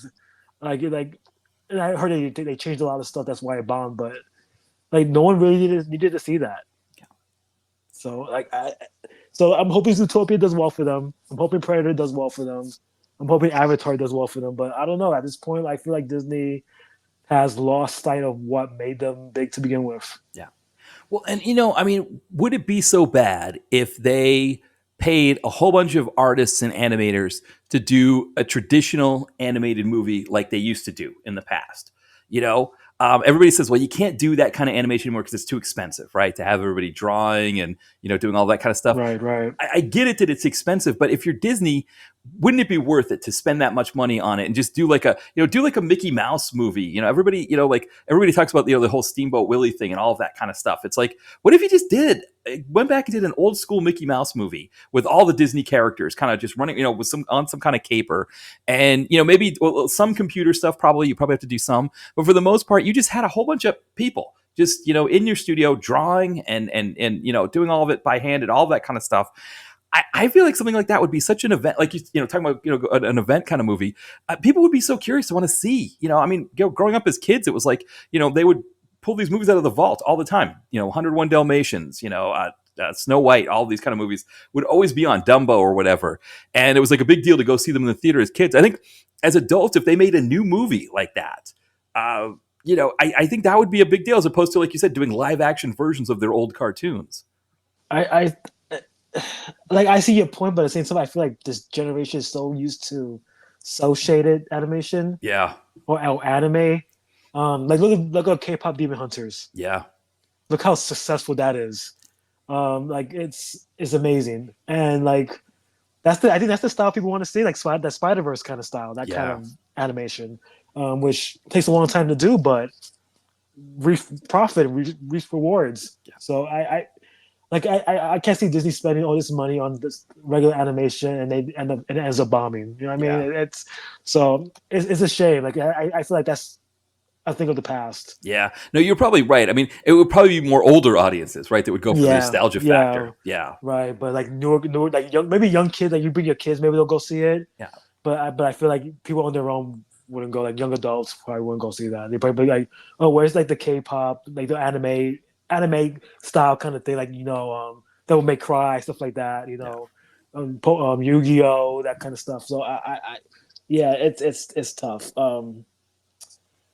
Yeah, I feel that's a relic at this point. Yeah. And but maybe what it is maybe they just put them in the theaters. I mean, it would be interesting if like they put their weight behind just like any of the old ones, like the Snow White or Cinderella or something like that. Alice in Wonderland is I think is my favorite of those cartoons. If they put their weight behind it and just said we're going to release it, we're going to maybe they'll restore it or do something like a new print of it or whatever. Mm-hmm. But it's in the theaters and it's got a legitimate run, like it's legitimately 4 or 5 times a day. All the big theaters have it. I mean, I would definitely, if I found out that Alice in Wonderland or any of those ones was playing at the drive-in, the AMC dine-in here, I'd pony up the $20 to go see it. I think for that probably do very well. Yeah, I think anything like new or fresh probably wouldn't. Mm. You know what I'm trying to say? Like, I feel like people I think people are so used to those older ones. They know it's good. Yeah. So people go see it and watch it. But I think something new, they're like, is this gonna be good? Is it worth my money? Yeah. To go see that. So I think I also think it's the economy too. I think people just are very smarter with their money. Yeah. And I just figured like I can watch this on streaming or digital or whatever. Yeah. Well, you have to justify the cost too. Like, if you're paying 24, 26, whatever it is a month for Disney Plus, you got to justify the cost somehow. And that might be saying like, instead of going to see Thunderbolts in the theater or instead of going to see the Marvels in the theater or whatever it is, I'm just going to wait. I mean, I did the same thing with Brave New World. I just did the weekends that it was playing weren't good for me, so I couldn't go see it. And then by the time I was able to go see it, it was already out of the theater. So I just said, okay, I'll just wait till it comes out on Disney Plus. I did go see the Thunderbolts. I had a feeling about Thunderbolts. I don't know. I think seeing Florence Pugh and a few of the other Marvel things she did, and Sebastian Stan, I had a feeling that one was going to be good, and it did pay off. But yeah, I think that's I think for a lot of people, right, you got to make it an event. I think, like to your point, I think Wicked is going. The new Wicked movie is going to be an event. Yeah, I think that's why horror does so well. Yeah, because it's always something to talk about from a horror movie, whether it's good or bad. I think people get something out of it. And that's why Sinners did so well.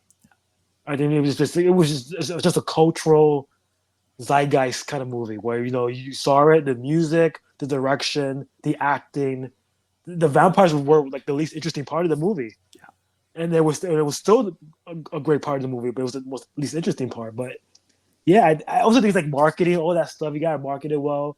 You can't be overexposing something and telling people you gotta watch this because people are not gonna watch it if you tell them that. It's interesting, like how new audiences see things. I don't understand the mind process between like Gen Z and Gen Alpha, whatever it's called now. It's like I don't like the way I see things. That's not the way they see things. Yeah. So for me, I can see like a Halloween movie, a new one. I'm gonna watch that because I grew up on that stuff. Yeah. They didn't. Yeah. So it's like to them, it's just like okay, it's Michael Myers. Okay, maybe I'll see that. Maybe I won't. Yeah. So yeah. So we're a dying breed at this point. Like we're losing the battle. Right. Well, the other thing about Gen Z that I think is interesting, just thinking like my nephew, he was born in '06. Mm. Like my nephew is always like going back to movies from the '80s. He's always wanting Oh, to okay. watch those, and I think that's another thing for Gen Z is that they don't care as much about new stuff because in a lot of cases, their parents are Gen Xers, they're like our age, Hmm. and a lot of people our age don't always go to the movies anymore. They always talk about Yeah. old movies. They're always like, oh, Back to the Future's on. Let's watch that. Oh, Raiders of the Lost Ark, whatever, E.T., any of those. And I think their kids are like, yeah, this is what I want to watch. Let me see Jaws. Let me see, whatever. What was this other movie that you liked? And I think it's different from music, whereas like music, you can kind of consume everything. Yeah. And, but I think if you're, I don't know. There's something about the movies where I think that a lot of Gen Z are watching older things and don't care about these new things. They want to see, because the other thing too, I guess I'd say about those blockbusters from the '80s is that those movies. I've talked about this before. That they're like there were directors at that time who wanted to make magic on the screen. Hmm. Spielberg, Donner, Zemeckis, Lucas, and I think even for our age group where we were maybe too young to see those in the theater, but like we could see them on video on Right. TV. Right. And Right. and so it's like I know for me, I don't really have a lot of nostalgia for '90s movies the way I do for those '80s movies, even though I wasn't going to see them in the theater. It's just like there's something magical about them, and I think that magical element is timeless. That maybe some of the John Hughes movies, like when you listen to people call each other gay slurs and long deck dog, Yeah. Yeah. stuff where you're like, okay, that didn't really age well. But like when you watch, Back to the Future or E.T. or any of those, Jaws, it's like there's a timelessness to those movies that I think for Gen Z, it's like, okay, well, what are my options? I can spend $20 that I don't have to go see a movie that I'm not even sure if I want to watch, or I can stay at home, mess around on my phone, and have Jaws on. And and how much do you really have to pay attention to Jaws, right? You can be messing around on your Right. phone, and it's like the music's going to tell you when it's time to watch again. It's like, yeah. So I think that might be part of it too with them. I feel like movies these days are products and Mhm. content, and I feel like movies back then were actually like passion projects. Yeah, And you could tell when you watch the movies from back then, like the passion that went into those projects. Like you talk about Jaws. Like Jaws was re-released. Was it last month, 2 months ago? yeah, Top 10 box office. yeah, I think it was like number two or something like that. I'm like, right, it made like $10 million. Like Jaws, yeah, a 50-year-old movie, did $10 million in 2025, yeah, and it was like, and I went to see it. And it was amazing yeah, with the audience. The audience was into it and everything. I'm like, people want to see that. yeah. People want that feeling again. Yeah. Yeah, I think that's what it is. And I think that's another piece of it for, because again, so much is available now to consume. But I think also, too, for a lot of parents that are, introducing their kids to movies, they've got TV that we didn't have. When we were growing up, if you watched Jaws on TV, it was, a square box that, Hmm. it was a tube TV. It was formatted to fit the TV. There were edits, there were commercials probably, or if you had the VCR, you were playing it, on the tape. And so it was like all kind of, it didn't look as good. Nowadays, it's like, even my wife and I, we have just a 43-inch TV. But compared to what we were doing in the '90s and in the early 2000s for TV, it's a whole world of difference. And I think for kids staying home and watching with their parents and enjoying it together like that, I think for Gen Z, it's like, yeah, why don't I do that instead of going out to go see this movie here that I don't care about? Yeah, I think just like the 4K remastering is just the restoration and stuff like that makes a difference in a lot of ways. Like I just bought the Nightmare on Elm Street 4Ks. Oh yeah, It looks like a different movie. right, It's just like just the way the sound is, the picture quality. Like part two especially, they did, I think that was like the best one they did. It was like watching it for the first time. yeah, The sounds they never heard like sounds like where does this come from? What was this on the mix? right. The imagery looks like clear as day. Like it's like I think that's what people want. People want to watch older stuff, but they didn't want to watch it in a newer way. Yeah, And I think that's why like Star Wars always does well when it's re-released. So you put it in IMAX, people go see it. I think they're coming out with Back to the Future. I think I don't know if it's this month. I think it is or the next month. In IMAX, that's probably going to do very well yeah. because it's being shown in a way that people have not seen it before. Yeah. Right. And if you think about it, Gen Z kids, are you going to go see something that you don't know by yourself, right? That you're not, Right. even if it's like a Marvel movie and it's like you already have this kind of this antipathy towards Disney and all that stuff, or your parents are like, hey, let's all go as a family to go see the IMAX, Back to the Future. And also, too, again, with Gen Z, they don't have a lot of money. So it's like, well, if your parents Right. are ponying up to go to see Back to the Future, the IMAX, you're more likely to do that than Hmm. try to, shell out your own money to, you're lucky if you're scraping together enough to get some Taco Bell, all the add-ons on the app or whatever. Yeah, I think I think it's going to be an interesting thing now to see because the same thing is happening with music, I think, as well. Like, I think, yes, there are a lot of new groups that Gen Z listens to, but what I've heard is that a lot of older songs, like they get a lot more play on Spotify in a lot of They do. cases. Yeah, Yeah. It's weird. Yeah. I feel like I think it's not hard to realize because music now is just like I don't even know what it is. Like, is it yeah, noise? right, Like, right. like songs are like 2 minutes long. Yeah, Like, yeah, that's not a song. That's a I don't know what that is. right, A poem with music, I guess. I right. don't know. Um, yeah, like and these musical biopics that do what Bohemian Rhapsody brought back Queen. Yeah, No, like it's a 6 minute song and it's one of the most streamed songs ever. yeah, You know what I mean? So and music was just richer back then. And you watch all these reaction videos on YouTube where people like never listen to the older music, right, and you see their faces just light up like, oh my god, this is actual music. right. Okay, I listened to it. There's a YouTuber named Rick Beato who talks about Yes, music. yes, You've I've heard seen of it, them. Yeah, yeah. yeah, And he was talking about how music today doesn't have wait for it moments. That like yes. it, it's crazy when you think about like In the Air Tonight. God, Oh, Phil Collins. It's like how many moments are in that song where you're just like, oh, I can't wait for this part. I mean, by the time you get to the whole drum piece there, it's like yes. you've had all these other times. I mean, yeah, it's and even just like songs that weren't as popular. I think of like for me, I'm a huge fan of like 80s new wave stuff like like groups like Human League or That's my shit. yes, it's like you could put on Human by Human League, and I always joke that I can't think of 5 songs that have come out since Human by Human League that I like better than it, or like you look at Fast Car by Tracy Chapman, Hmm. and that so like this country singer covered it, and it's like the original version, the Tracy Chapman version, it's almost like a novel in a 3-minute song. Yeah. The way she sings that and the way she does that, it's like, and you lose all of that when you have a cover. But the other thing is because music is so accessible, why even have a cover?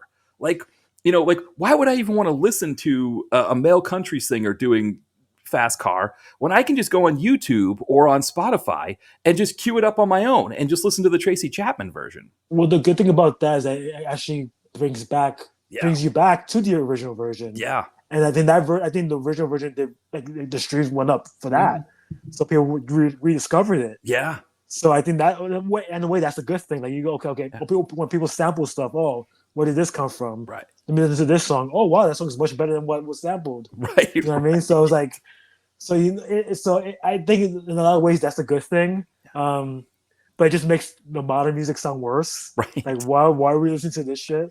right, So, yeah, but yeah, it's funny that you watch like a lot of these '80s songs get a lot of play now in movies and yeah, TV because they're so good yeah, and they're timeless. yeah. And even back then we thought we were cheesy, but look at them now. We wish we had cheesy music like that. Right, right, exactly. Yeah, it's amazing. Like I think it's one of the things too with Gen Z. They're big into the whole yacht rock thing, and it's like Yeah, you that's know huge. when we were kids, like that was like when you went to the doctors or you were in drugstore or something like that. That's what was playing on the radio. That's kind of at least what my memory is. It's just like Hmm. I would hear Kenny Loggins or Steely Yeah. Dan or something like that would be on there. But we didn't think of it as like this thing like yacht rock or anything like that. But what's funny is like for our age group, we just kind of just listen to music. It's like whatever it is. Whereas for them, they're like, well, does this song count as yacht rock or not count as yacht rock? Hmm. And they want to make sure everything has to like fit a whole thing. And it's like trying to explain to them like, no, just listen to it. It doesn't matter if it if it fits to you, then it fits. There's no rules to this kind of stuff. If you want this on your The, playlist, put it there. the problem is that this generation wants everything in a label. Yes, yeah, Put everything in a box. Music should never be put in a box. and I think that's why a lot of modern music sucks. Yes. Yeah. They're put in a box. They have to sound like this because it's part of a certain artist Right. who is doing this genre. So if you do something outside of that genre, oh, it's gonna suck. Yeah. So Yeah. and so like I listen to people like listen to like a lot of arena rock, Yeah. like AOR. They're like, what is this? Like Journey, Foreigner, Yes. what else? REO Speedwagon, Yeah. stuff like that. You go like there's like guitars, there's bass, look at that, the drums. Oh my god, those drums sound amazing. Rush. I think people love Rush. Like people get now get into Rush. Yeah. The prog stuff. Like oh my god, like 90 minutes, 9 minutes of this song, like all these transitions. Like how did they do this? Like it's like it's like this is music. That's what music is supposed to sound like. Right. Exactly. It's not corporate like beeps and boops. Like that's what every song sounds the same now. Yes. Yeah. And it's like every song has like the same 10 writers. It's like all, Yes. you think of like REO Speed. Oh, not sorry, REM actually. So, but REO Speed, we probably could say a similar thing. But REM, it's like when you'd buy an REM album, every song would be listed as being written by all four members of the band, and like they all took credit for all the songs on the album. Who knows who wrote what, but it was like they had like a distinct sound. But they could change it. Like their songs could be different things. You could have like End of the World, and then you could have Man on the Moon, and Losing My Religion, and yeah, I mean, like I can't imagine an REM being popular today, right? Like you would go to a studio if you're REM. Like REM would have to be like essentially just shilling on Bandcamp and like just traveling the country, touring and stuff like that. Like there's no way you could have an REM, and it's a shame because it's like if you go through their catalog, there's so many great songs that they had, and they would still have made those really great songs today. It's just nobody would ever hear them. Yeah, yeah. It's funny. Like I think people appreciate it now more. I think people just weren't ready for that kind of music. I think because Ray wasn't really pushing that kind of music to begin with. They wanted the more poppier, the good looking people to be like the artists like Madonna and George Michael Jackson, obviously, Cyndi Lauper, people like that. Yeah. But that music was always timeless. You hear that music 30 years from now, you're still gonna be as good as it was now. You know what I mean? So I feel like it's rare now with artists these days. Like I feel like maybe the closest thing to them maybe is like a Lady Gaga. Yeah. Who has her own sound. You know what you're gonna get with her. Yeah. She has her own voice. She could change many styles and it always sounds good. Yeah. Because she's very much a product of the 70s and 80s. Yeah. That's why it works for her. Yeah. And I feel like these artists are either trying to copy her or they're trying to like put her down for like being different. Yeah. So it's weird. I don't understand like corporations and businesses, how they view things, how they make their money. It's very negative, I think, and a very like smothering in a lot of ways. You have to be put in a certain box, be a certain label. You got to be a certain person to sell records. Like you got to be good looking. You got to have a certain voice, certain sound. Like how many albums of Taylor Swift can you hear where they all sound the same? Right. Yeah. Like it's just like, and she makes so much money. Yeah. And that's why people are copying her. It's just like, are you original or not? Yeah. At least for her, I understand that she's original, she's doing her thing, but like everybody else should be copying her. Yeah. Well, right, because I mean, one of the things that they talk about, it's maybe kind of looking at the Kimmel situation, with the Telecommunications Act in the '90s that Bill Clinton signed into law, which essentially said that TV companies can be owned by a lot of TV companies can be owned by one company, or a lot of TV stations, and a lot of radio stations can be owned by one company. So that's when Clear Channel just starts consolidating. Right. And they talked about on Rick Beato's show about how it used to be you'd have one program director for like 2 or 3 stations. And that's how you get like, the Police gets broken. It's like some program director says, "Oh, I'm going to play the Police," like Roxette. One program director is like, "Hey, what is this? Listen to Your Heart song," I think it was, or like I'm going to play this. Like Vanilla Ice, right? Program director's like, "I'm going to play the B-side on play that funky music. I'm going to play the B-side, Ice Ice Baby," and suddenly it blows up. REM's another one, right? It's like local radio in Georgia decides to start playing REM, and suddenly it blows up. Well, when Clear Channel comes in and starts being able to buy up all these radio stations because of the the Telecommunications Act, you have one program director who runs maybe 150 stations. And, like what that Rick Beato and a guest that he had were saying about that was that like, if that program director who controls 150 stations, if he likes Nickelback, Well, then every studio is going to make their band sound like Nickelback. Right. Yeah. And so that's how we end up with all Nickelback, all Train, yeah, it's like, all Taylor Swift, I mean, Taylor Swift, she's her early career. I mean, she's pretty much Michelle Branch. And then she just Mm-hmm. starts, the studios put the machine behind her where she's got like, the same 10 writers or whatever that write the same pop songs. And then she puts her own lyrics while she's on tour and they put the songs together and there you go. There you have it. I mean, yeah, I think Beyonce was one of the last ones who was still kind of, like you said, like Lady Gaga, similar thing where they were Yeah, kind of, Beyonce, yeah, Beyonce yeah. too, yeah. Mm-hmm. But they started. I mean, like Lady Gaga, she started after this, but she was as a songwriter before that. Mm-hmm. Before that period. And Beyonce kind of also comes into. They were kind of still part of the old form of music and Right. the old system. But yeah, it's kind of it's a shame. I heard that in England they have more rock bands and stuff like that still. Like whereas here in America, there's like you if you're in a band, the only way you're going to break through is by just touring everywhere, doing small gigs, and just like making sure people know what your Bandcamp is so they can buy your album. I read like I think Europe and like Brazil has Mhm. like the much of like the varied. 'Cause I think like Brazil's very much like heavy metal and rock Yeah. Yeah. oriented, and I think Europe's pretty much like dance pop kind of stuff. So there's very varied. But like here, like very like you said, Nickelback, like you heard it all the time. Yeah.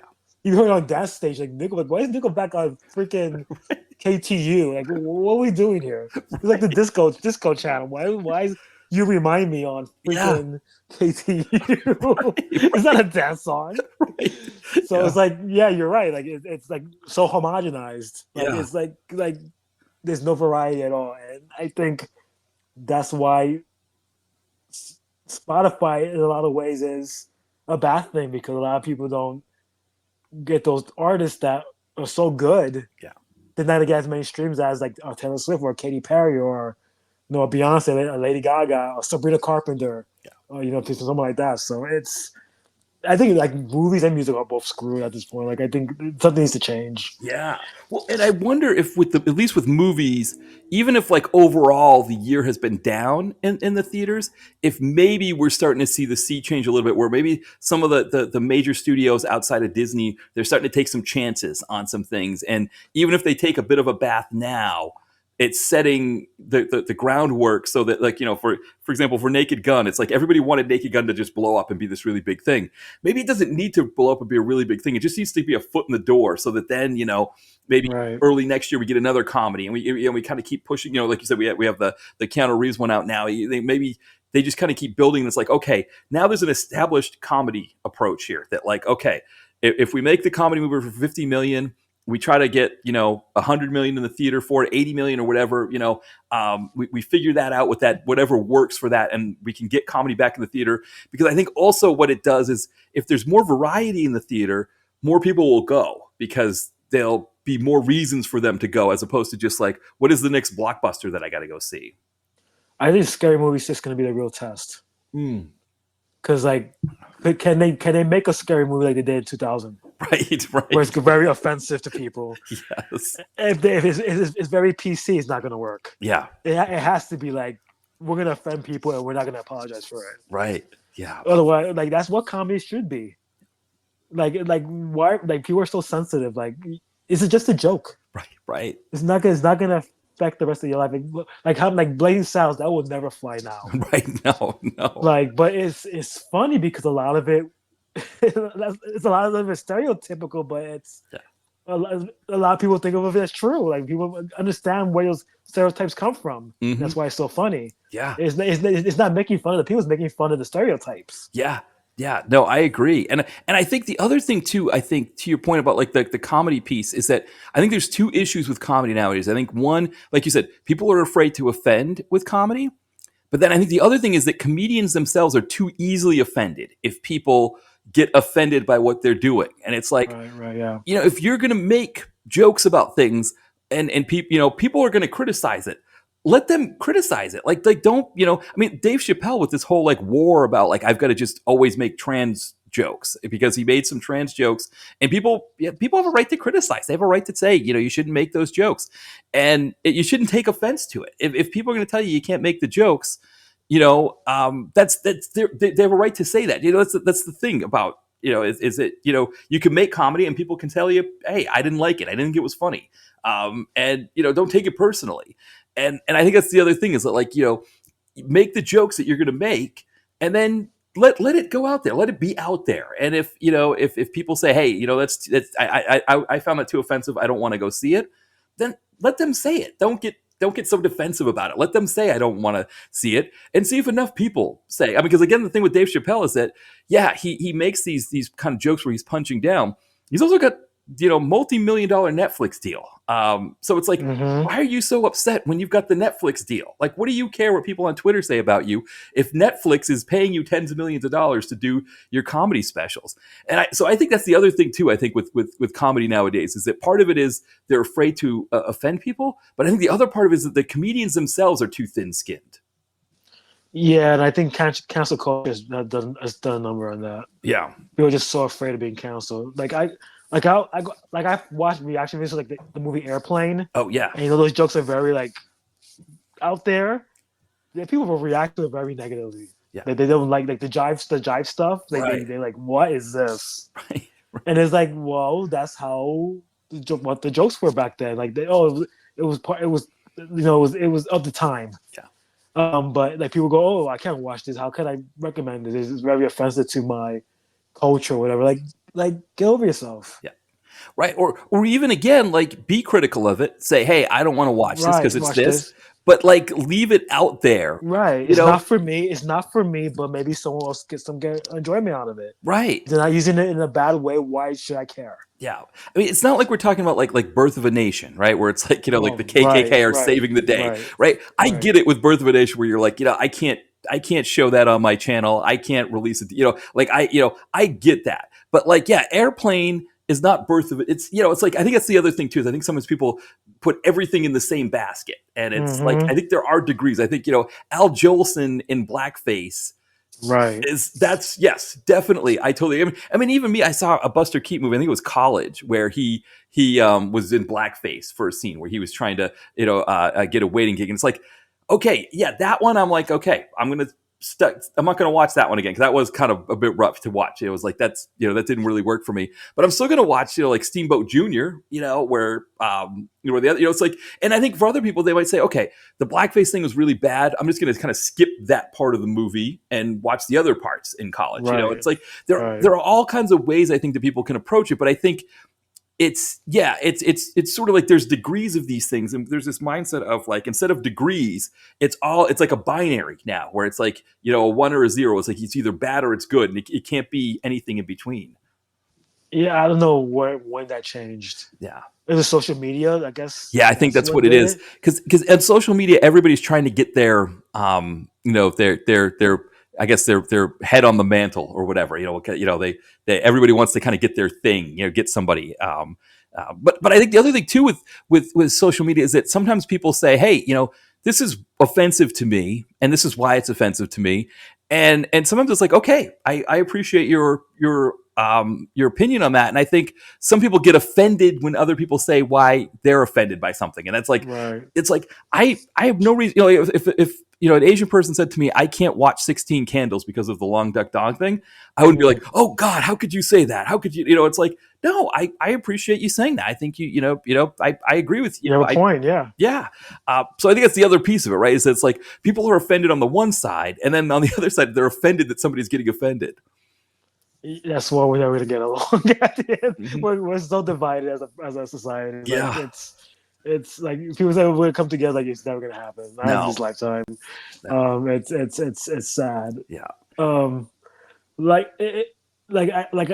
I watch these young kids react to things, and I go, like, you don't get it. You don't really get it. Like, you're just so offended. You're so easily offended. You just want to. I think you just want to be offended. I think that's what it is. Like, you just maybe that's your way of getting attention, maybe. Yeah. Or something. You're missing something in your life that you need that feeling of, I hate this. Yeah.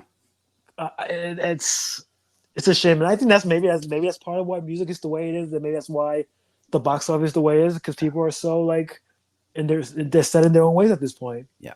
And nothing's gonna change no matter what you do. Yeah. That's how I was raised. And who knows what the newer generations after this are gonna be like. Yeah. Well, and these films even exist. Right. Well, yeah, You know because what I yeah, mean? what are we? And I think the other thing too, to your point, is that it used to be before social media. It's like if I'm watching a show and I don't like it, or I'm being offended, or whatever, I just change the dial, right? Or I just hit Right. the button, and that's it. The next show's on, and then maybe my friends will ask me about it. It's like, yeah, I didn't watch that because I was offended by this, or I didn't really like that they were doing this or that in the movie. And it's like, hey, okay, they're your friends, and so maybe you get into a debate over it, but for the most part, you're probably going to be cool.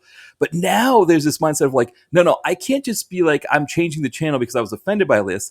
I've got to go on social media and tell everybody that this upset me. And that just creates this whole snowball effect, I think, too, which is a part of it that we never had before. Yeah. Yeah. People just want their spotlight. Yeah. Yeah.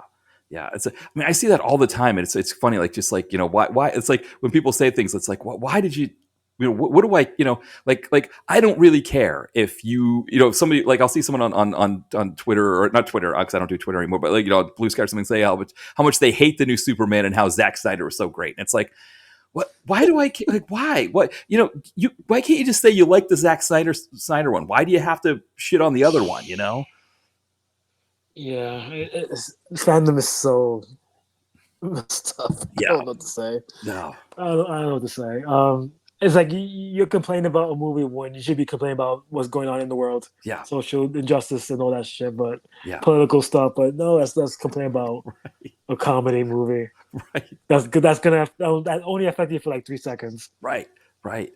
Yeah, because to your point about like people disagreeing and not getting along, it's like it's hard. It's one thing when people are talking about other people's humanity, right? It's like Hmm. and it's like you can't compromise on people's humanity. I say that. I remember I had a friend who was against marriage equality, he's against gay marriage, and I was going to the Maine State House with my friends who were gay to to help, like, kind of spread the word, like essentially people were testifying in trying to get the legislature to pass gay marriage, which they did, and then people in the state overturned it, and then eventually the law came through. But I remember with Right. my friend who didn't agree with gay, or he was like, oh, that's against my beliefs or whatever. I was like thinking to myself, like, how can I go back to my friends who are like fighting for their right to have this right to be able to marry that everybody else has, when I've got this other friend who's like, yeah, no, they shouldn't have the right to do that, and it's like, yeah, you can't compromise. For me, it was like, I can't compromise on that. Like, it's like, if you feel like my friends shouldn't have certain rights, we can't be friends. Friends. Right. And Yep. and I think that's what people are starting to come to now, is it's like, okay,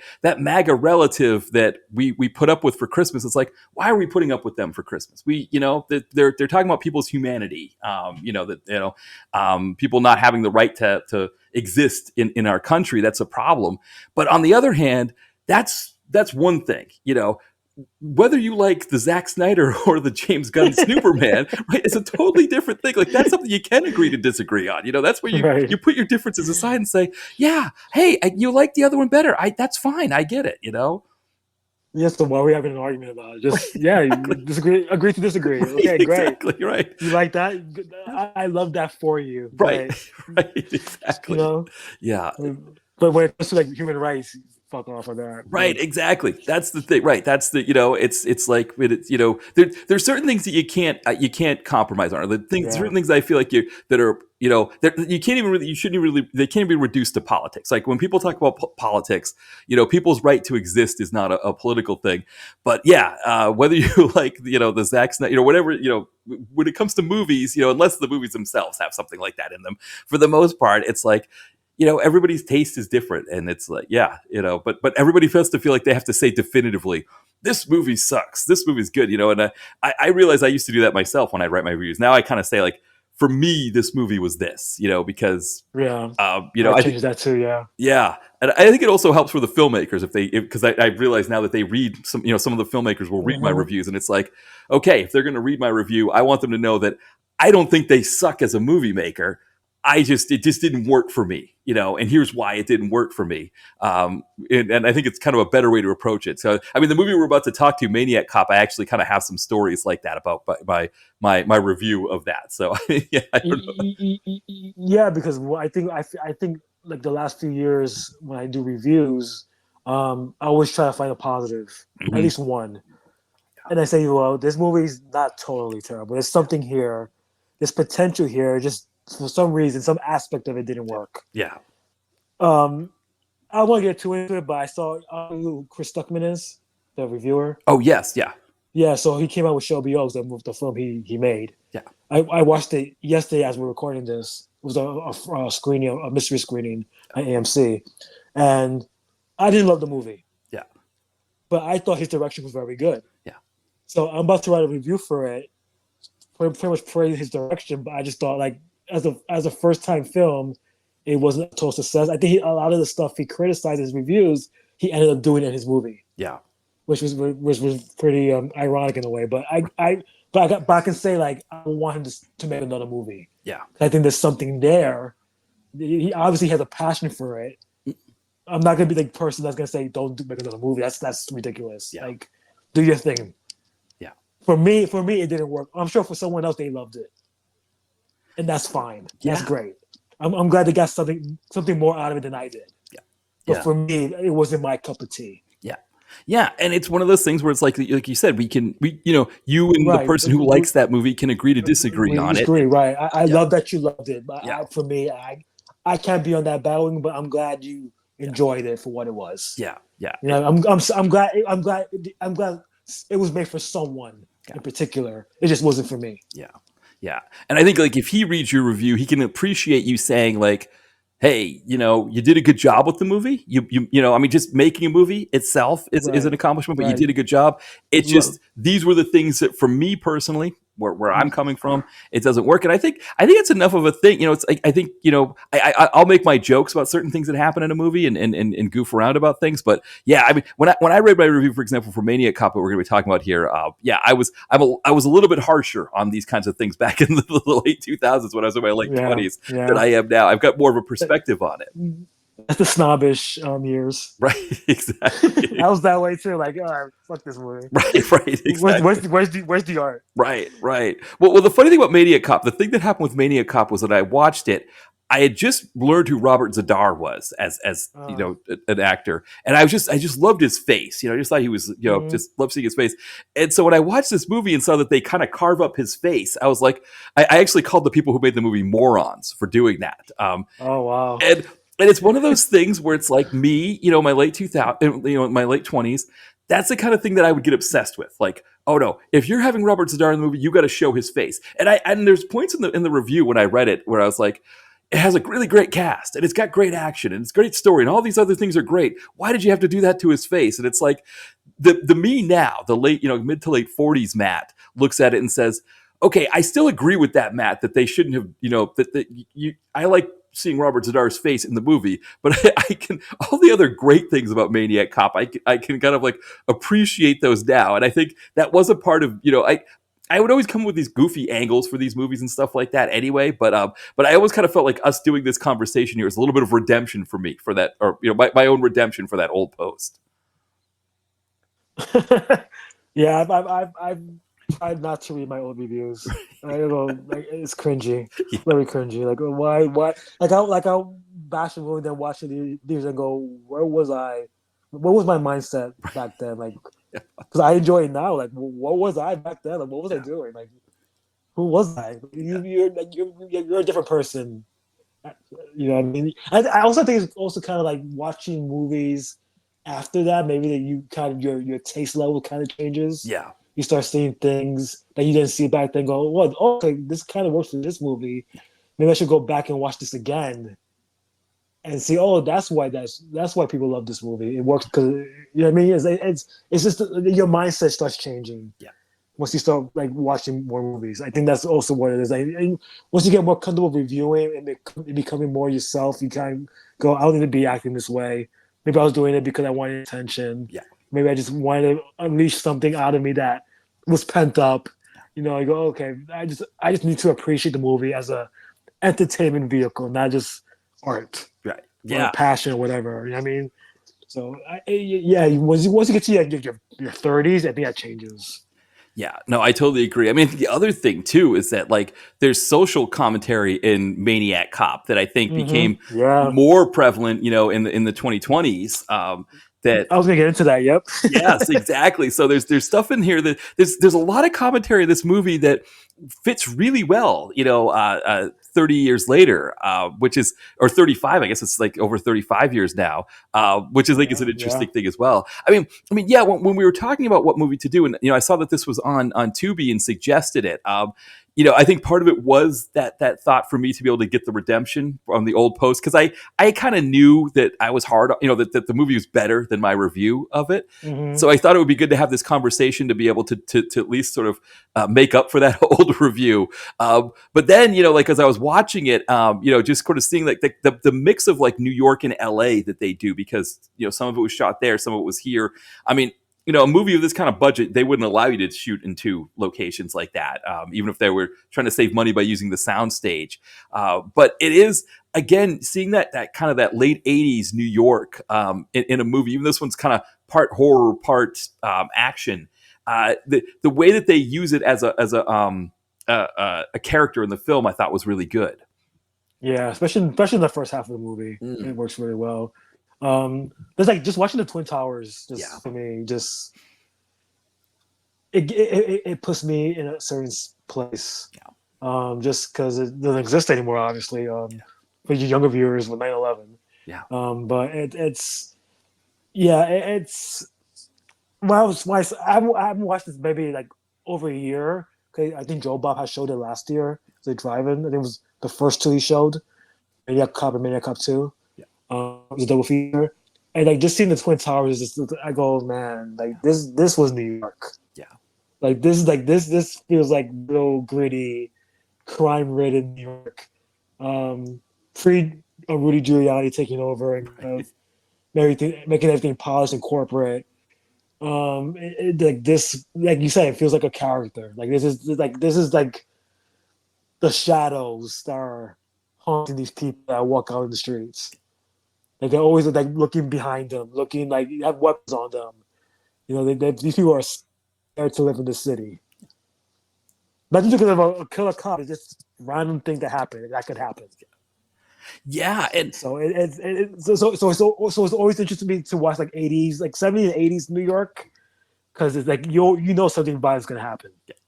yeah, and I think too. I mean, so from my perspective, I think one of the things, and I've said sometimes to people, especially people who are from outside the U.S. who try to get an understanding of like what 9/11 meant here, and I think I was one of, I would say, I think it's like 2/3 of the United States had never been to don't go to New York City or have never make it there, and I was part of that group. I my first time in New York City was actually November of 2001.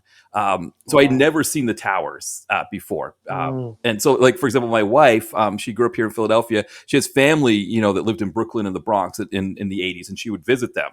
So, of course, she, recognizes that skyline like that. And for a lot of Americans, that's, and so I think that was part of the thing, too, was that after 9/11, there was almost a sense of like, they didn't know New York. They didn't understand what happened. So there was almost like this outrage in a way that was sort of different from the sobering outrage that people who lived in New York and experienced it, had. And I think when you see the towers in a movie like that, yeah, like, for you, it's a very different feeling. At least for me, I like you say, I recognize it. I think for younger people, they don't even necessarily know like that's what the skyline, that was whenever you watched a movie that took place in New York, that was the skyline you saw. Especially since I've actually been to the towers. I was actually there when I was a teenager. So for me, it hits harder. Like that was like that's a major landmark. Yeah. And that was no longer there. It's just like I started today. I watched this today. I was like, man, like if I could go back to that time and have those buildings there, because that meant so much to everyone here. Yeah. And it still does. Whoever like lived through that still like thinks about stuff like that, talks about it. Yeah. Like it still doesn't look right. You know what I mean? Like something's missing there. Yeah. Yeah. So watching it in a movie, it's kind of like it kind of brings me back to being younger again. Like it's like it brings me back to being like 10 years old. Yeah. and having that, they're like, oh my god, look at this, there it is. Yeah. Yeah, I can imagine. I can imagine. Cause I know, like I said, like, but, my wife will kind of say that, like when we see something that, and again, like I'm part of that group, even though I grew up, like, I don't know how far north. I mean, the funny thing, when I was growing up, I had friends who would go to New York to see concerts. And I was Mm, there. I was slightly younger than a lot of my friends. So a lot of my friends were born like kind of 76, 77. Also, some of them that I met, my first job were like early 70s. So they would go to New York for things where I was like maybe 16 or 17. I was too young to go with them for those things. But that was still, like you said, it was kind of just as Giuliani was just starting to take over, but you could still be, like, in that Times Square area where you could still go to like the live sex shows and, that kind of yeah, thing. it So still was there. Yeah, yeah, they'd go see like Iggy Pop or like David Bowie. I think was playing one of those times, and they all took a trip down to New York to see David Bowie. And of course, I just got to hear the stories after because I wasn't able to go with them. yeah. CBGBs was still around. All that stuff was still here. It was now it's no longer here. Yeah, So it's very much like a shadow of itself in a lot of ways. It's the same, but it's not the same. yeah, Like, you know, there's something missing, like something different. yeah. Yeah, because with this movie, I think the thing is one of the things about this movie. I think like even for me going to New York now, if I go to like see a baseball game or go for like a work thing or something like that, yeah, it's like if I'm walking at night, obviously I'm not walking in maybe some of the more remote areas that this movie is using, but Right. yeah, there's never this feeling of like, oh man, I mean, yes, I'm not going to be just like, um, I'm going to, keep. A sense of what's around me, just 'cause I'm used to that here in Philadelphia. That's but yeah, I mean, I definitely feel safer in New York than I do in Yeah. Philadelphia, which I don't know if that would have been the case in 1988. Probably not. Right? But now the whole group of people are outside at night. It's like a big like party atmosphere now at night. Yeah. You see people up, like groups of people walking around, like going to the bodegas and getting food and getting pizza, Yeah. Taco Bell, whatever. Like it's like nothing. Like this is a very much a night city. Yeah. Yeah. And I mean, the other thing about Maniac Cop that so when I first saw Maniac Cop, it was before I moved here to Philadelphia. So when it would have Okay. been when I was living in Maine. And I think one of the things about living in Philadelphia that I get more about Maniac Cop is that police officers are kind of their own thing in a big city. They're their own. I mean, a gang might be the right term, but they kind of run the city in a certain way. And where I grew up in Maine, police officers were part of the community. And yes, maybe you didn't like certain ones. There was this one jerk cop that we all knew that like would pull people over for anything, and we kind of understood that. But he also lived in his daughter was a class below me in school. It was one of those things where everybody kind of knew each other, kind of thing. Whereas like I see here in Philadelphia, it's like cops run red lights. They don't care. Cops, Yeah. walk through 7-Eleven or whatever. I mean, yes, some of them they'll be nice. Sometimes they'll be kind. They can be. But this movie kind of depicts that concept that like, yeah, the cops are divorced from the rest of the community, and so when one cop starts killing people, everybody turns on the cops. Which is very relevant. Yeah, right. um, um, I forgot like that aspect of it when I was watching it today. But yeah, this like, New York City is like that, like very much like they're separate. Yeah, They're their own force, their own group, and everyone else is like the citizens are their own group. And we look at them sometimes. We're safe with them. Sometimes we look at them and go, "What do they have up their sleeve?" right. You never know. I think the recent events for the last 5-10 years have showed that some cops have feel that they're above the law. I just going to say that, especially like during the pandemic, the George Floyd, Yeah, it's a big one. Breonna Taylor. I think a lot of people see cops as I don't want to say they're not the heroes as a lot films and TV portray them to be.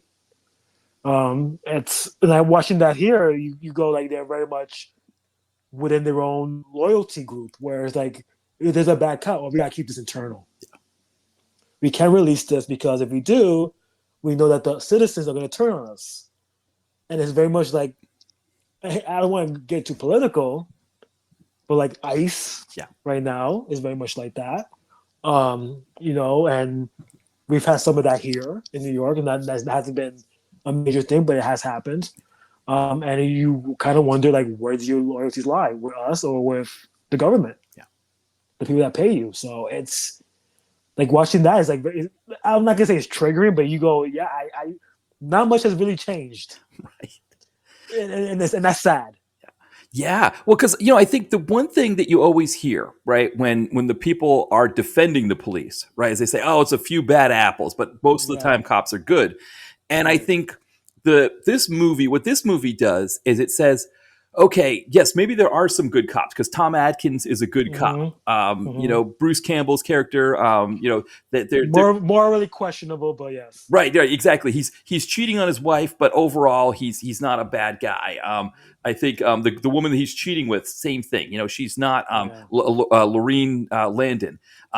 Same thing. Not a bad cop, or but it's kind of like what this movie's depicting is that a lot of times, again, being a police officer, one, there's a lot of power involved with it. Hmm. And there are a lot of it attracts people. It doesn't always attract people who want to do good and protect people, like Tom Atkins's character. It attracts people that are maybe not so nice.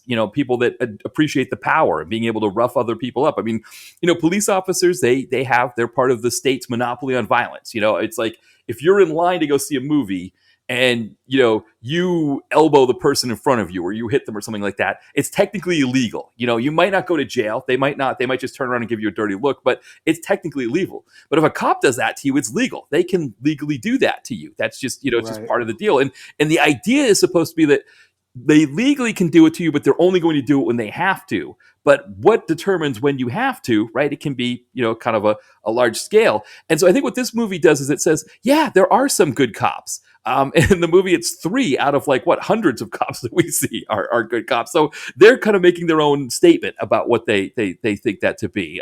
Well, you have to realize who are the ones in power is Richard Roundtree and Yeah, William Smith, yeah, two very corrupt yeah, cops, and right, they're working for a mayor who's also wants to keep this under wraps, yeah.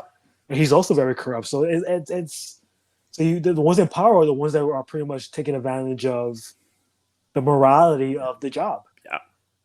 Right. and they're using politics to maintain that power. Oh, we gotta shut this down. Yeah. Oh, we're gonna pin it on someone. We don't care if he's guilty or not Yeah. because we just want this to end. Yeah.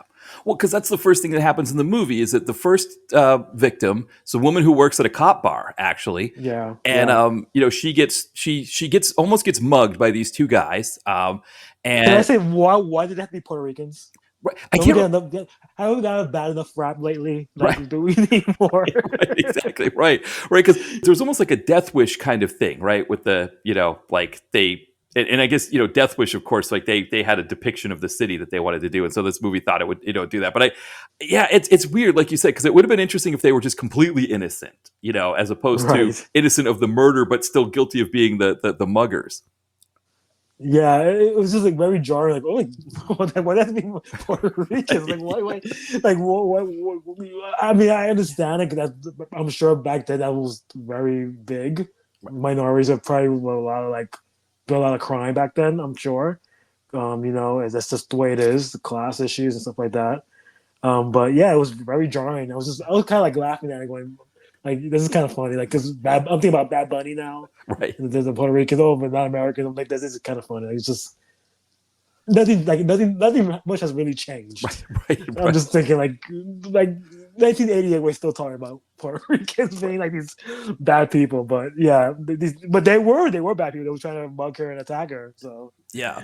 No, it would have been interesting, yeah, if they had either it would have been interesting if they didn't do anything. I guess the problem was that they wanted well, the sense of danger to start with. They wanted so she should have just like been scared of them, but they were just innocent right, party. Yeah. right, almost. What was that horror movie? Tucker and Dale. Oh yeah, Versus, yeah. right, Versus evil. Yeah. right, where these kids think that they're these murderers and they just keep falling into like wood chippers and Right. stuff like that. Right. Right, Yeah. yeah, right. But yeah, so then when she does think she's found a cop, and then she realizes it's too late, and Robert Zadar just picks her up and breaks her neck.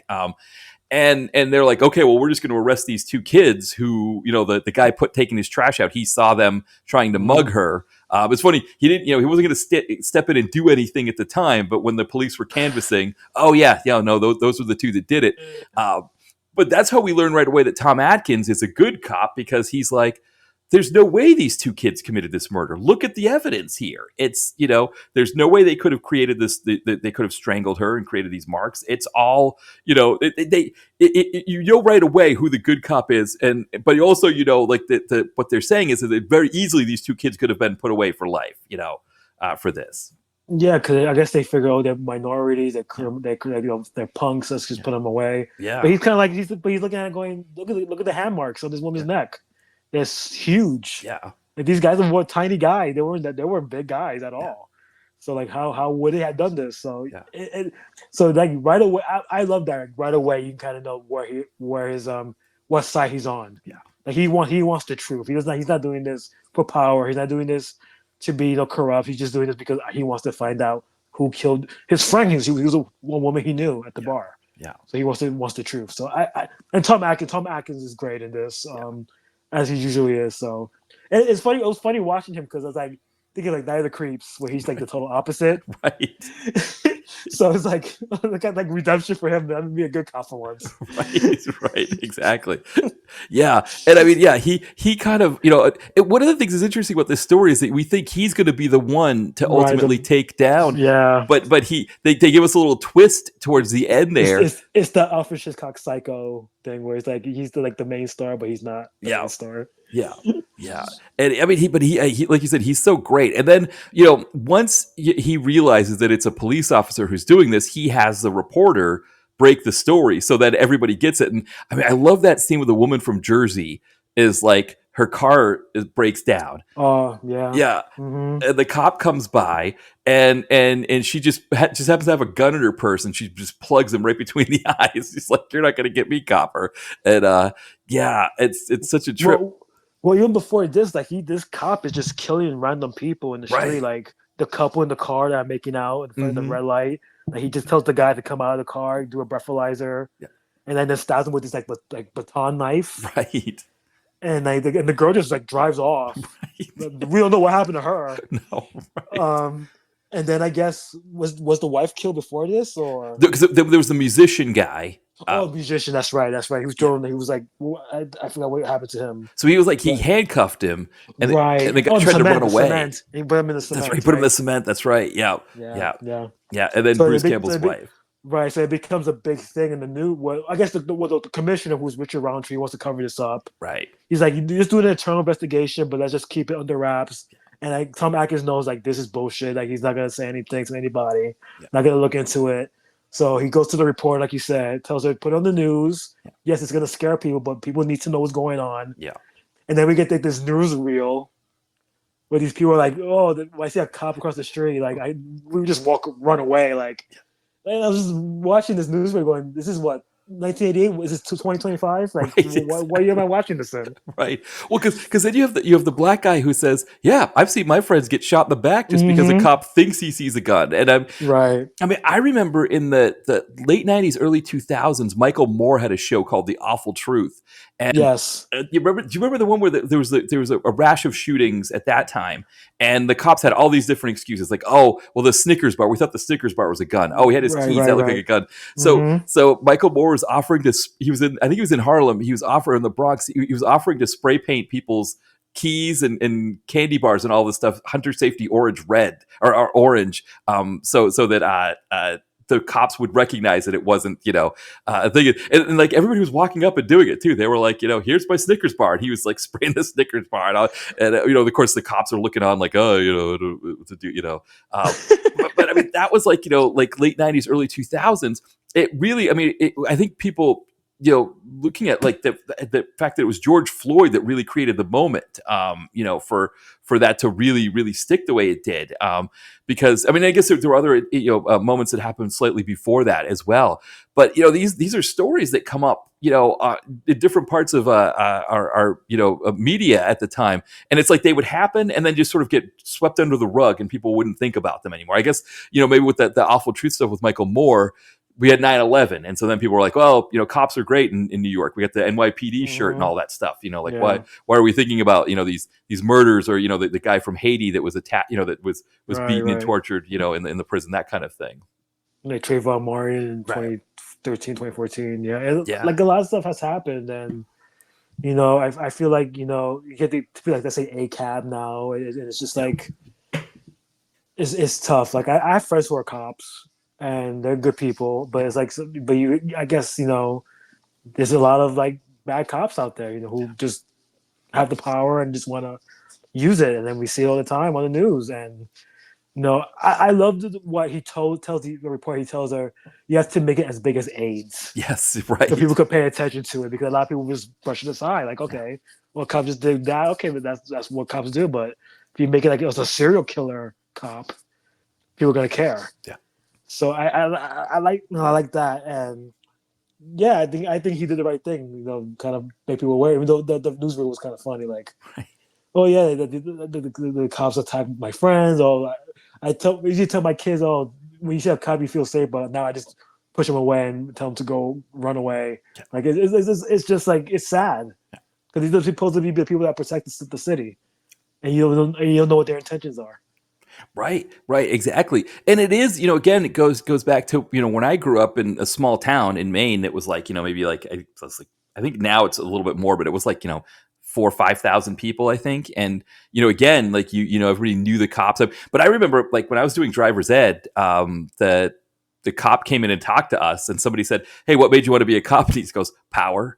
And it was like he Mm, wasn't even pretending. Usually they pretend like, "Oh, I want to protect and serve. I want to help people." He's just like, "No, power." That's what it was. So even in a small town, you see that. yeah, it's with everything, right? Like politics, Yeah. military.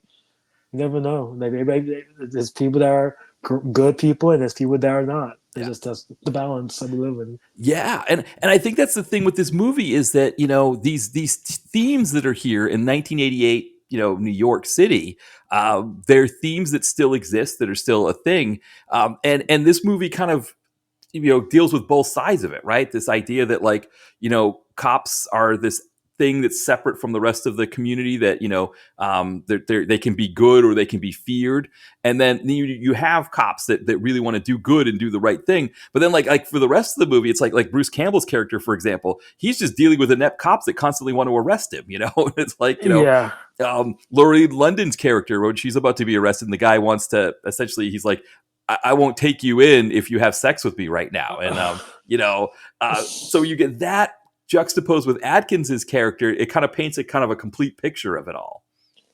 and it's funny because when we meet Bruce Campbell, you kind of think he's a villain, Mm-hmm. because just the way he treats his wife. Yeah. And he's like his wife is like, I don't know what was going on with her. Like, she's paranoid. I don't know if she was like mentally ill. I don't know. Like, there was something going on. And he was kind of like gaslighting her the whole time. Like, I want to go to therapy, but you didn't want to go. It's your fault. Right. And he's kind of, and also because she gets getting calls from someone telling her that, your husband's working at night as a cop. At night the cop has been killing people, so they must be the same person. And she has these newspaper clippings. And she's like, just a scrapbook of like the cop killings. I'm like, why is this like this woman?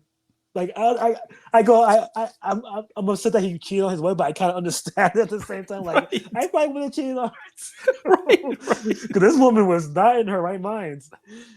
No, well, that's the thing, right? You couldn't trust him. Like, yes, Right. your husband. Yeah. Well, because that's the thing, right? Is that we find out that because Bruce Campbell, so they kind of use a combination where the movie doesn't show us Robert Zadar's face, Right. and Bruce Campbell kind of has a similar build, so they think, okay, maybe. The chin, he's tall. Right. So Yeah. they do that first to be like, oh, could it possibly be him?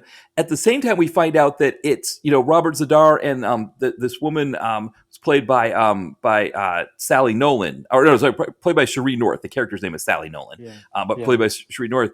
She's working with Zadar, and Mhm. she's the one calling the wife, because the whole idea is they want to set up Bruce Campbell to take the fall. Because Right. the whole plan is that Zadar wants to kill the mayor, the commissioner, and the chief of Sure. police.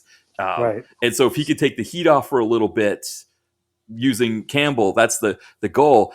So she gets the prank call, which that's another thing too that this movie drives home that I think we don't experience anymore, and that is the late night phone call. Where you just get jarred at, like, I mean, this was like probably like 10:30, 11 at night or something when he was starting his third shift beat, which he's actually not really starting the beat, right? He's going to meet Lorene London's character in a cheap motel. But it's like, man, 10:30 at night, your husband has just left.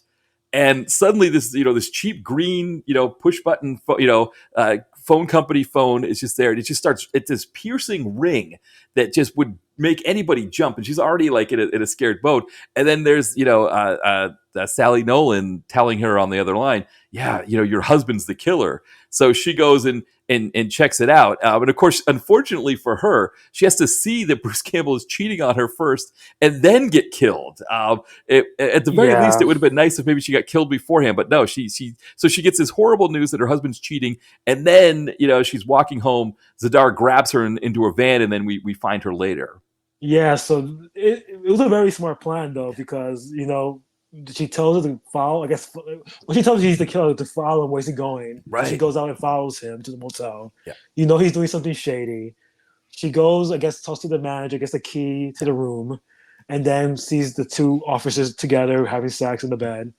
And then she leaves, gets caught in the van, and then Zadar decides, I'm going to put the body in that very same room where they were in to make it seem like he was the killer and she was, and the other cop was part of it. Yeah. So it's some kind of conspiracy that was going on between them to kill the wife so they could be together. Yeah, it was perfect. And another thing to point out too is that the guy behind the counter, the clerk, was William Lustig. Yeah, which is great to see there.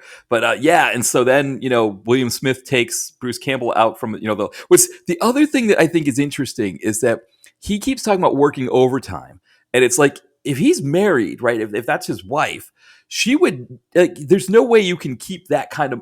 It's one thing to keep like spending from a wife, I guess. Like he could maybe like spend his money. Like he could have been making money on the side and not told her about it.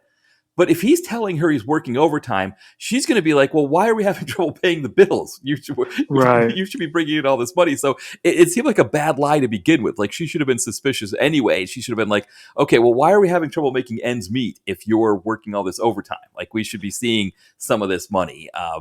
And it seemed to be happening even before the killing started. Right.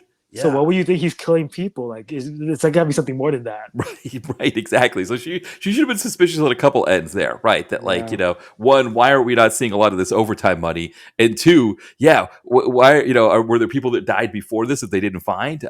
Right. That's a good point too. But but it's funny that she had a diary and actually wrote that he was the killer. Right, exactly. Right.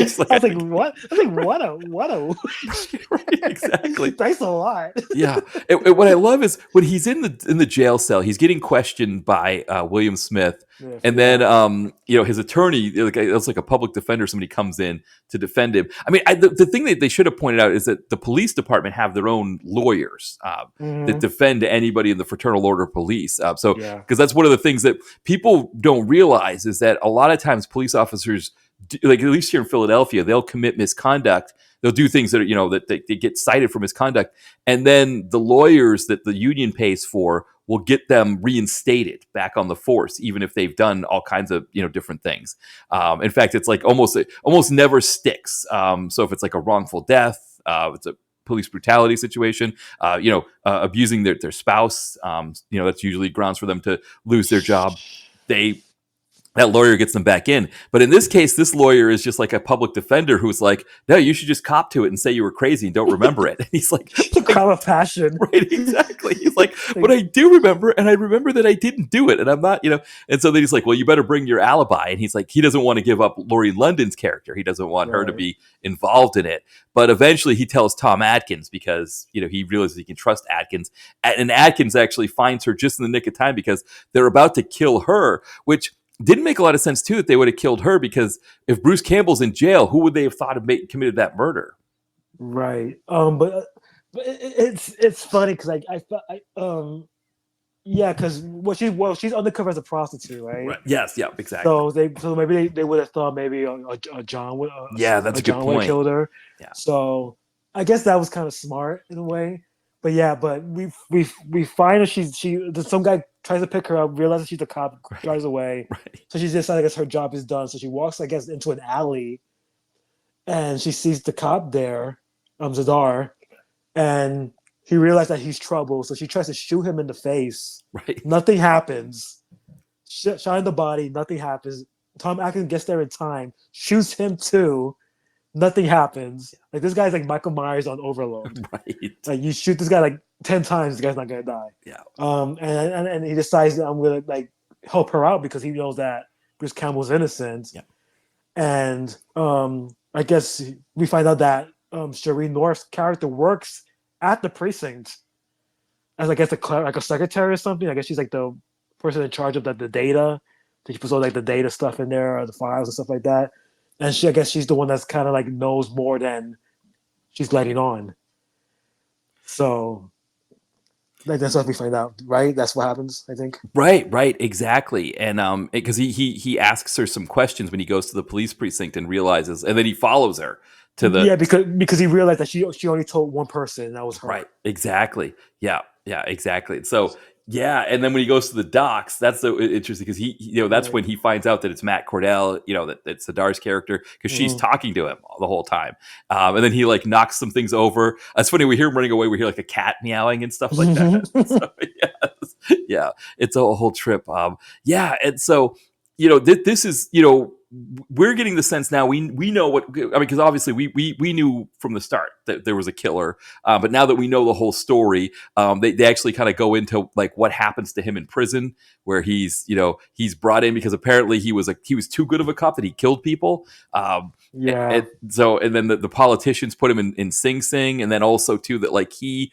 refused to be put in an isolation. He wanted to be a part of the general population, and when he's fighting, he gets stabbed a bunch of times and dies. And then but before that, I guess, right, we get the moment where they're back at the precinct and they're trying to help, like Lorraine London's talking to Bruce Campbell in the interrogation room, pretending like she's there on official business, while Adkins is going to try to find out more stuff on the computer, and Campbell shows up and starts like smashing him through different file cabinets and eventually just throws him out the window. Yeah, so a lot happens in that like section where we find out the origin of Robert Zadar's character, where like he's pretty much framed for a crime he didn't do. He was a very violent cop apparently, but I guess when he was violent so many times that the mayor and the commissioner couldn't like control him, I guess. Right.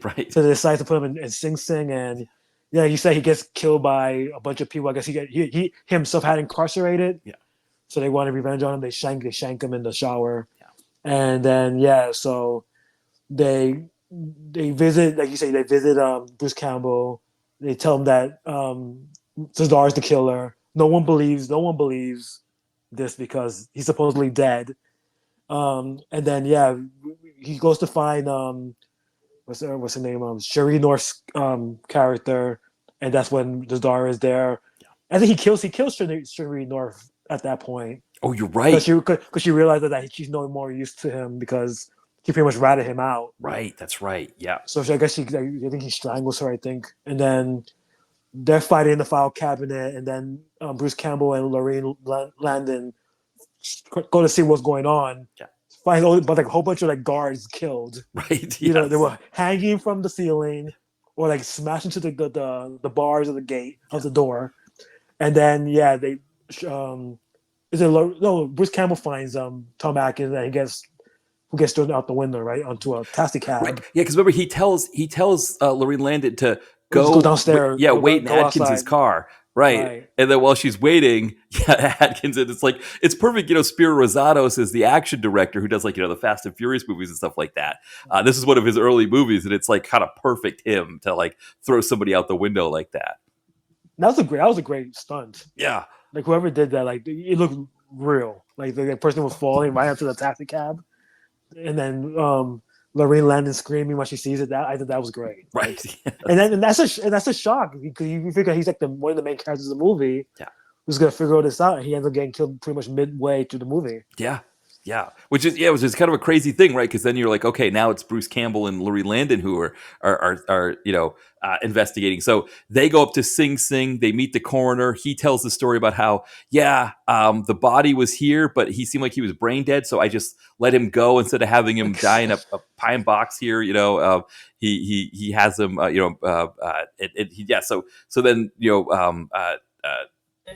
It's just a weird story it is.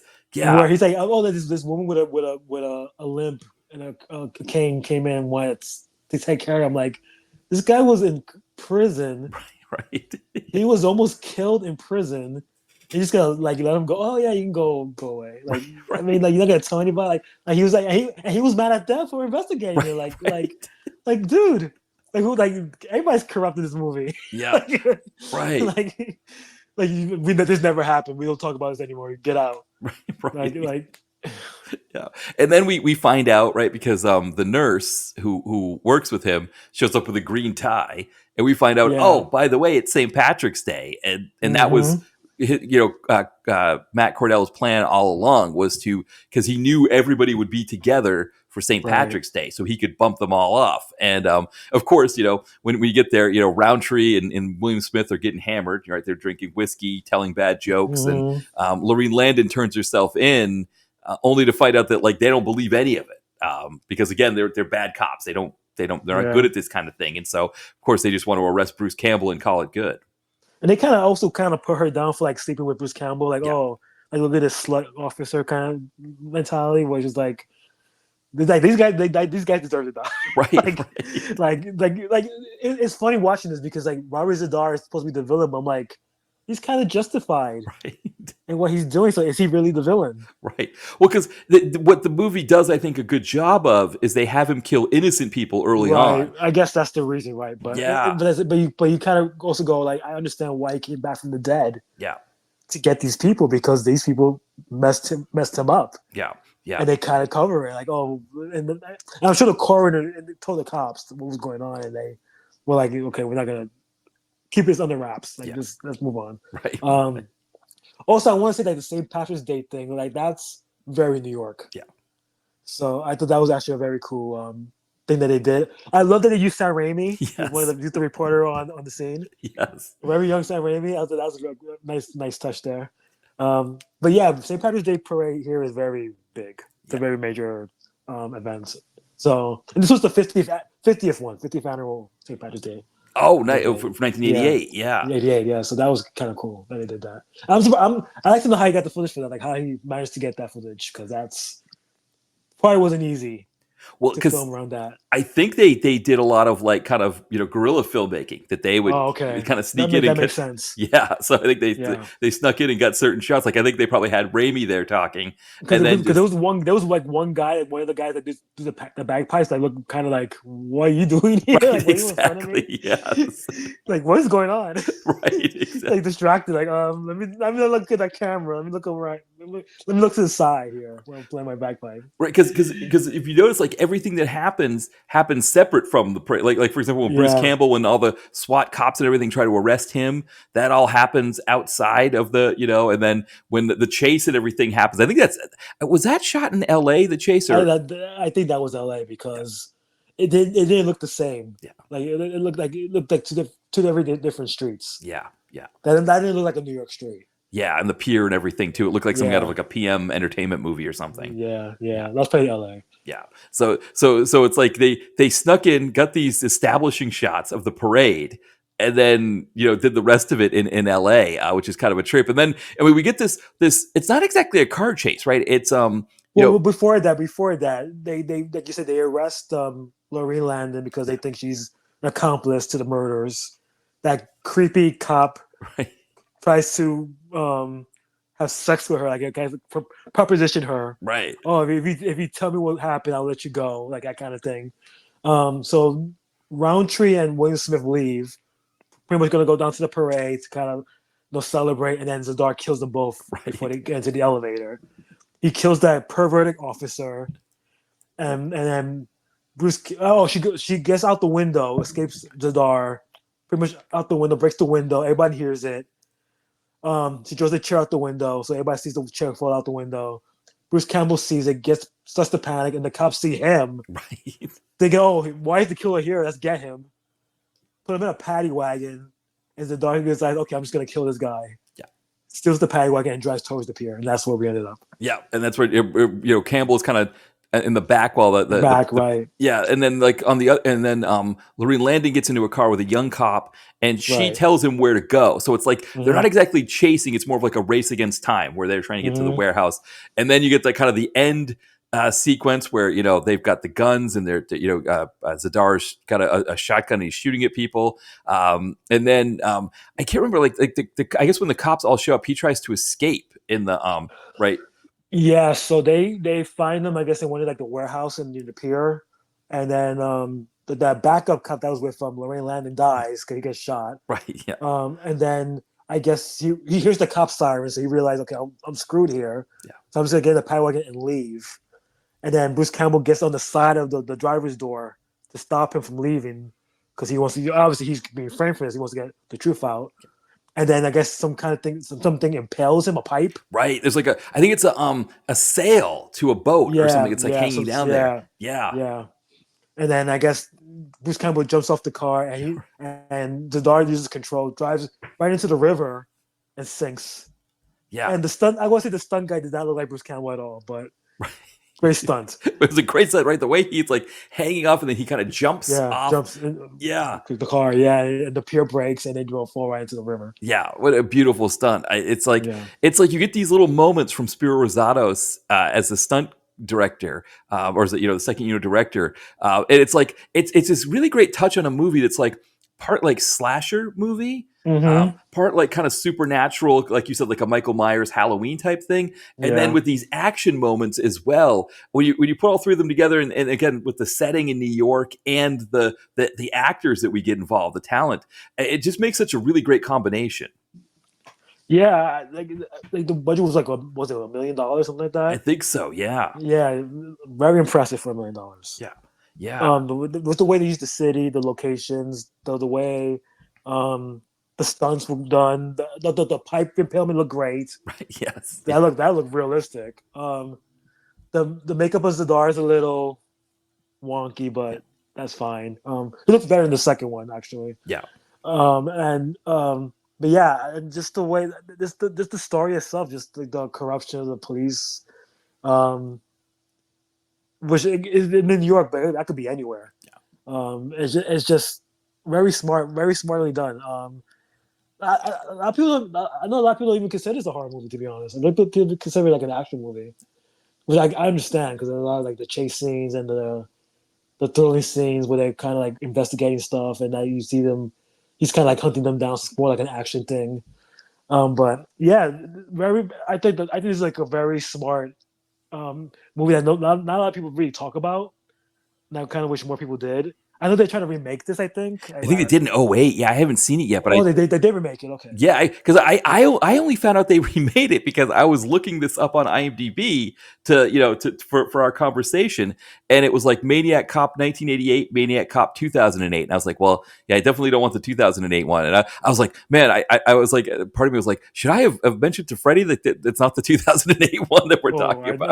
I knew it was one you were talking about. Yeah, no, exactly. Yeah, but yeah, and I think again, the Robert Zadar face part of it. I think again at that time when I was watching these movies, I had just started seeing him in things and just just loved the face. Samurai Cop. He's great in that. Yeah. I think the MST3K movies that he does, what was it, the one where with Joe Estevez, where it's like people were dying and yeah, it was something like I don't remember what it was, but he's got like the blonde hair in that one. I loved Zadar, and I was like, oh, why would you get rid of his face? Watching it this time, I actually like what they did, where it was like they knew they probably didn't have the makeup to make his face look great, so they wait until the very end to reveal it. They kind of just kept, and I guess that probably also kept the budget down too. Like, I mean, I guess if you're Robert Zadar, one thing that's great about that is that you don't have to sit for 3 or 4 hours every day in makeup. Most of the scenes you're going to be shrouded by a shadow. Shadow. Yeah. So, I mean, I guess if you're Robert Z'Dar, you'd rather have your face on screen the whole time, right, and just be your regular face. But if you know, instead of having to do makeup like that, I'm sure Rebecca Romaine in the X-Men movie would have preferred more of that kind of thing than having to do, what was it, like 8 hours of makeup that she would have to do every Hmm. time. Yeah, Yeah. It's very effective though, the shadows that they use on him. Like yeah, he looks very intimidating. Like, you know, this cop is not a cop that's gonna save you. yeah. There's something sinister about him. The films you were talking about is Soul Taker and Future War, Mystery Science Theater. Oh, right, yeah, yeah. Future War, yeah, yeah, exactly, Yeah. yeah, Which bad movies, but classic bad movies. yeah. Um, but yeah, great actor for the role. He looks super intimidating. That face is very unique. That I can understand why people will be intimidated by that kind of face. Okay, he doesn't look human in a lot of ways. Like, you know what I'm trying to say? Like, it doesn't look. Yeah, yeah, no, it's very interesting. It's very distinct, right? Yeah, it's a very interesting face. Yeah, Yeah, like you look at it and go, you know, is that makeup? Is that your natural skull structure? Like what's? That's probably why he has such a long career. yeah, You know, that face was just money. yeah. Yeah, it was like the combination of the face and the size, and Yeah, he big guy. Yeah, you just put him in anything as a bad guy, and he would just do a great job. And yeah, and it's funny because I think this is probably his best role. I mean, I know he had a small part in Tango and Cash, so hmm there's that too. But this is probably the one he's most known for. And unfortunately, right, his face, because it just gets more scarred in the later entries.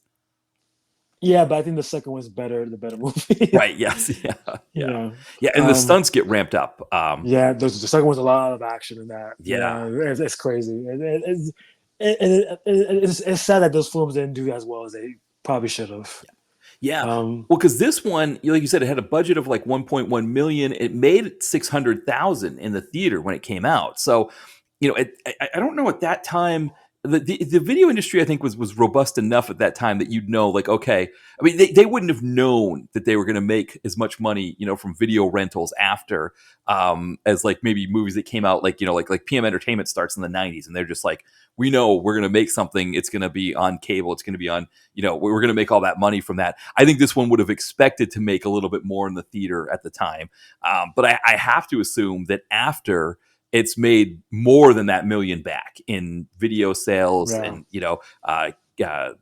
movie deals, things like, I mean, on Tubi, I would think it's probably made that much on Tubi with the ads and all that stuff. There's on a lot of streaming services. I watched it on Shudder. It was Oh, on yes. there. Yeah.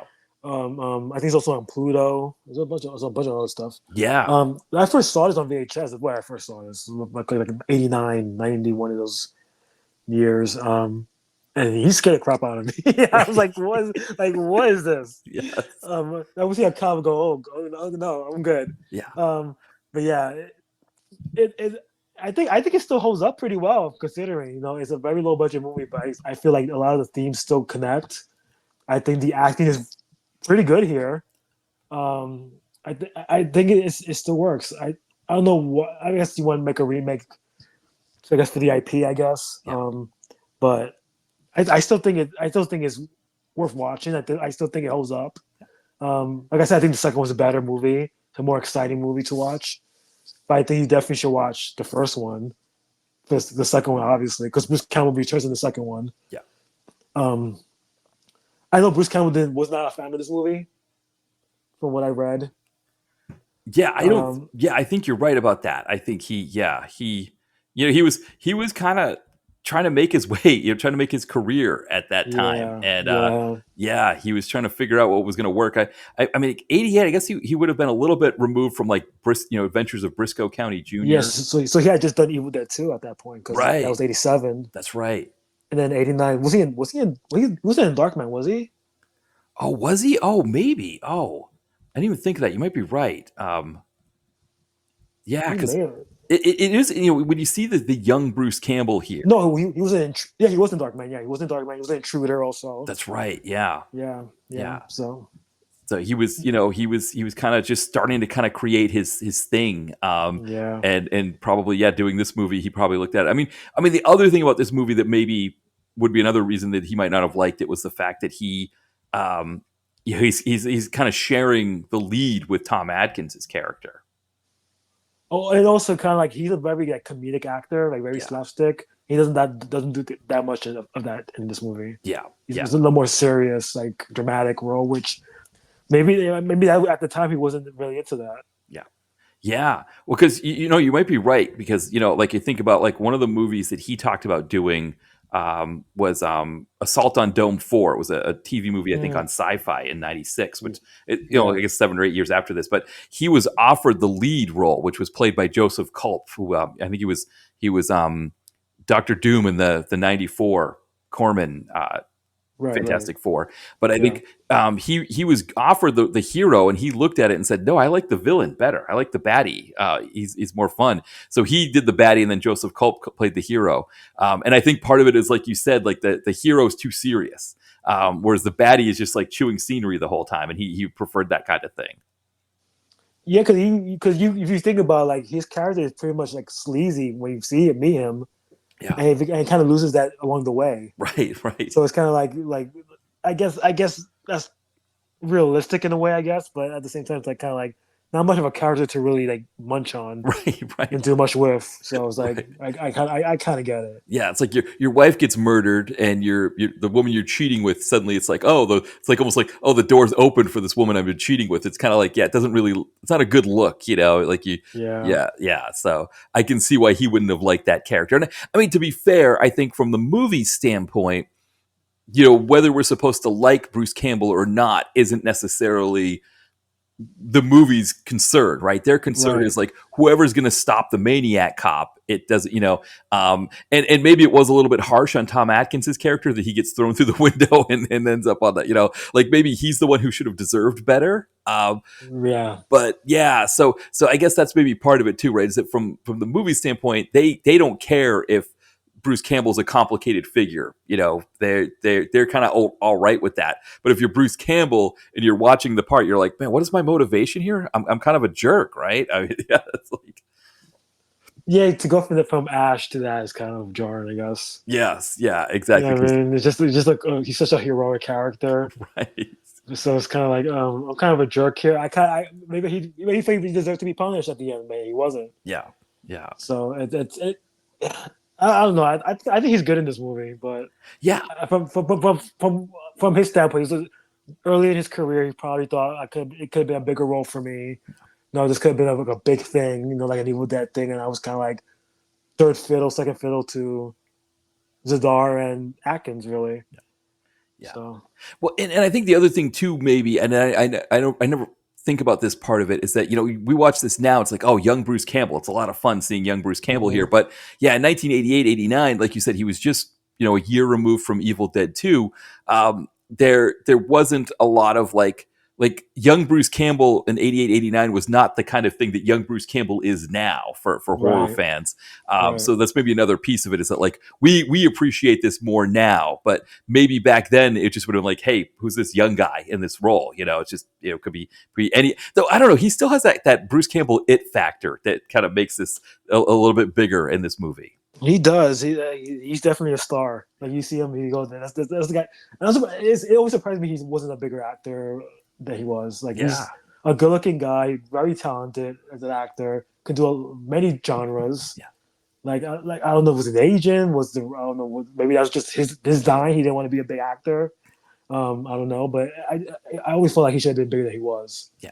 Yeah, he wrote that book If Chins Could Kill that like talked about Yeah, his career, yeah, and it does seem like it was like a mix of things where it was like one, he had like a very unorthodox approach to the business where it was like he's making these movies with his buddies with especially with Sam Raimi, hmm and Sam Raimi didn't know what he was doing either. And then suddenly it's like, oh, I could actually make a career of this whole acting thing. Well, how do I do that, right? So it's like he's like right, taking acting classes, kind of like trying to find his way into the business.